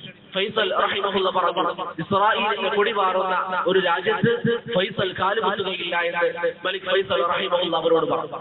അങ്ങനെ നൈജർ ഭരണകൂടം ഇസ്രായേലിന്റെ കൊടികൾ മാറ്റിയ ശേഷമാണ് മലിക് ഫൈസൽ ആ രാജ്യത്ത് പോവുകയും അവിടെ അവർക്ക് ആവശ്യമായ സൗകര്യങ്ങൾ ചെയ്തു കൊടുക്കുകയും ചെയ്തത്. ഞാൻ പറഞ്ഞതിന് ഉദ്ദേശം, ഏത് കാലഘട്ടത്തിലും അഹ്ലുസുന്നയുടെ ഉലമാക്കളും അതിന്റെ ഭരണാധികാരികളും ഫലസ്തീനിനെ ബഹുമാനിച്ചിട്ടുണ്ട്. കാരണം അത് മുബാറക്കായ ഭൂമിയാണ്, അത് മുബാറക്കായ ഭൂമിയാണ്, ധാരാളം ഫളായിലുകളുള്ള ഭൂമിയാണ്. അഹ്ലുശ്ശാം, അർളുശ്ശാം എന്ന് പറയുന്നത് ധാരാളം ഫളായിലുകൾ വന്നിരിക്കുന്ന സ്ഥലമാണ്. അതിൽപ്പെട്ട സ്ഥലമാണ് ഫലസ്തീൻ എന്ന് പറയുന്നത്. ഇന്നത്തെ 4ഓളം രാജ്യങ്ങൾ ഉൾക്കൊള്ളുന്ന സ്ഥലമാണ് അർളുശ്ശാം. അതിലൊരു രാജ്യം ഫലസ്തീൻ എന്ന് പറയുന്ന രാജ്യമാണ്. ഇന്ന് അതിന്റെ മേൽ ഏറ്റവും അധികം സ്വാധീനം ചെലുത്തിയിരിക്കുന്നത് ജൂതന്മാരാണ്. അല്ലാഹു സുബ്ഹാനഹു വ തആല അവരെ നിന്ദിക്കുമാറാകട്ടെ. അവർക്ക് ഏറ്റവും മോശപ്പെട്ട ശിക്ഷ അല്ലാഹു സുബ്ഹാനഹു വ തആല നൽകട്ടെ. ഏകദേശം 1987 1987 ഹമാസ് എന്ന് പറയുന്ന ഈ സംഘടന രൂപം കൊള്ളുന്നത്. അന്നതിന്റെ നേതാവ് അഹ്മദ് യാസീനാണ്. അന്നതിന്റെ നേതാവ് അഹ്മദ് യാസീൻ എന്ന് പറയുന്ന വ്യക്തിയാണ്. ഈ ഹമാസ് അവർ വരുമ്പോൾ, അല്ലെങ്കിൽ ഹമാസ് എന്ന് പറയുന്ന ഒരു സംഘം രൂപപ്പെടുമ്പോൾ 1987 എന്ന് പറയുമ്പോൾ എത്ര വർഷം മുമ്പാണ്? ഇത് 2025.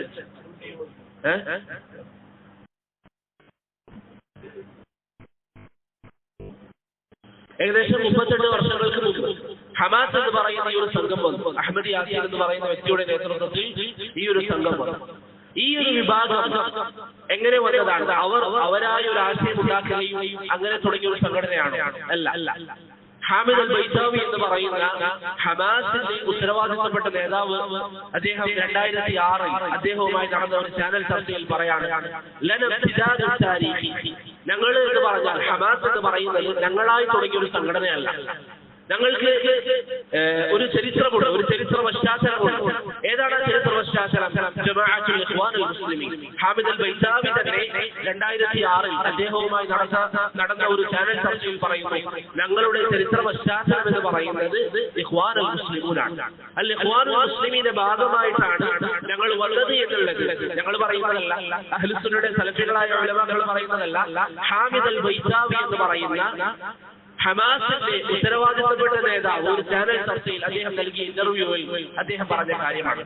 അതുകൊണ്ട് തന്നെ നിങ്ങൾ അഹ്മദ് യാസീനെ കുറിച്ച് പഠിച്ചാൽ അദ്ദേഹം ഇഖ്വാനുൽ മുസ്ലിമീന്റെ മറാക്കിസുകളിൽ നടക്കുന്ന ചർച്ചകളിൽ പങ്കെടുക്കാറുള്ള വ്യക്തിയായിരുന്നു അഹ്മദ് യാസീൻ, ഹമാസിന്റെ സ്ഥാപകനായ അഹ്മദ് യാസീൻ. ഇഖ്വാനുൽ മുസ്ലിമീന്റെ എപ്പോഴുമുള്ള ലക്ഷ്യം ദീൻ സ്ഥാപിക്കുക എന്നുള്ളതാണ്. ഇവിടെ ദീൻ നിലനിർത്തുക എന്നുള്ളതാണ്. അല്ല, അവർ തന്നെ വ്യക്തമാക്കുന്നതനുസരിച്ച്, അവർ തന്നെ പറയുന്നതനുസരിച്ച് എപ്പോഴും ഇഖ്വാനുൽ മുസ്ലിമീൻ ചരിത്രത്തിൽ പരിശ്രമിച്ചത് ഇതിനു വേണ്ടിയായിരുന്നു, ഭരണകൂടത്തിലേക്ക് എത്തുക എന്നുള്ളതാണ്. അതുകൊണ്ടാണ് എപ്പോഴും അവർ പറയാറുള്ള ആശയം എന്താണ്? ഹാക്കിമിയത്ത്. എവിടെയും ഹസനുൽ ബന്നയുടെ ചരിത്രമാണെങ്കിലും സയ്യിദ് ഖുതുബിന്റെ ചരിത്രമാണെങ്കിലും അതൊക്കെ നിങ്ങൾ നോക്കിയാൽ എങ്ങനെയെങ്കിലും ഭരണകൂടത്തിലേക്ക് എത്തുക എന്നുള്ളതാണ് അവരുടെ ലക്ഷ്യം. അബുൽ അല മൗദൂദിയെ പോലുള്ളവർ വാദിച്ച വാദവും അത് തന്നെയാണ്. എങ്ങനെയെങ്കിലും ഭരണകൂടത്തിലെത്തണം, അവർക്ക് ദീൻ ഇവിടെ സ്ഥാപിതമാകണം, ദീൻ ഇവിടെ ഉയർന്നു കാണണം എന്നതല്ല അവരുടെ ഉദ്ദേശം.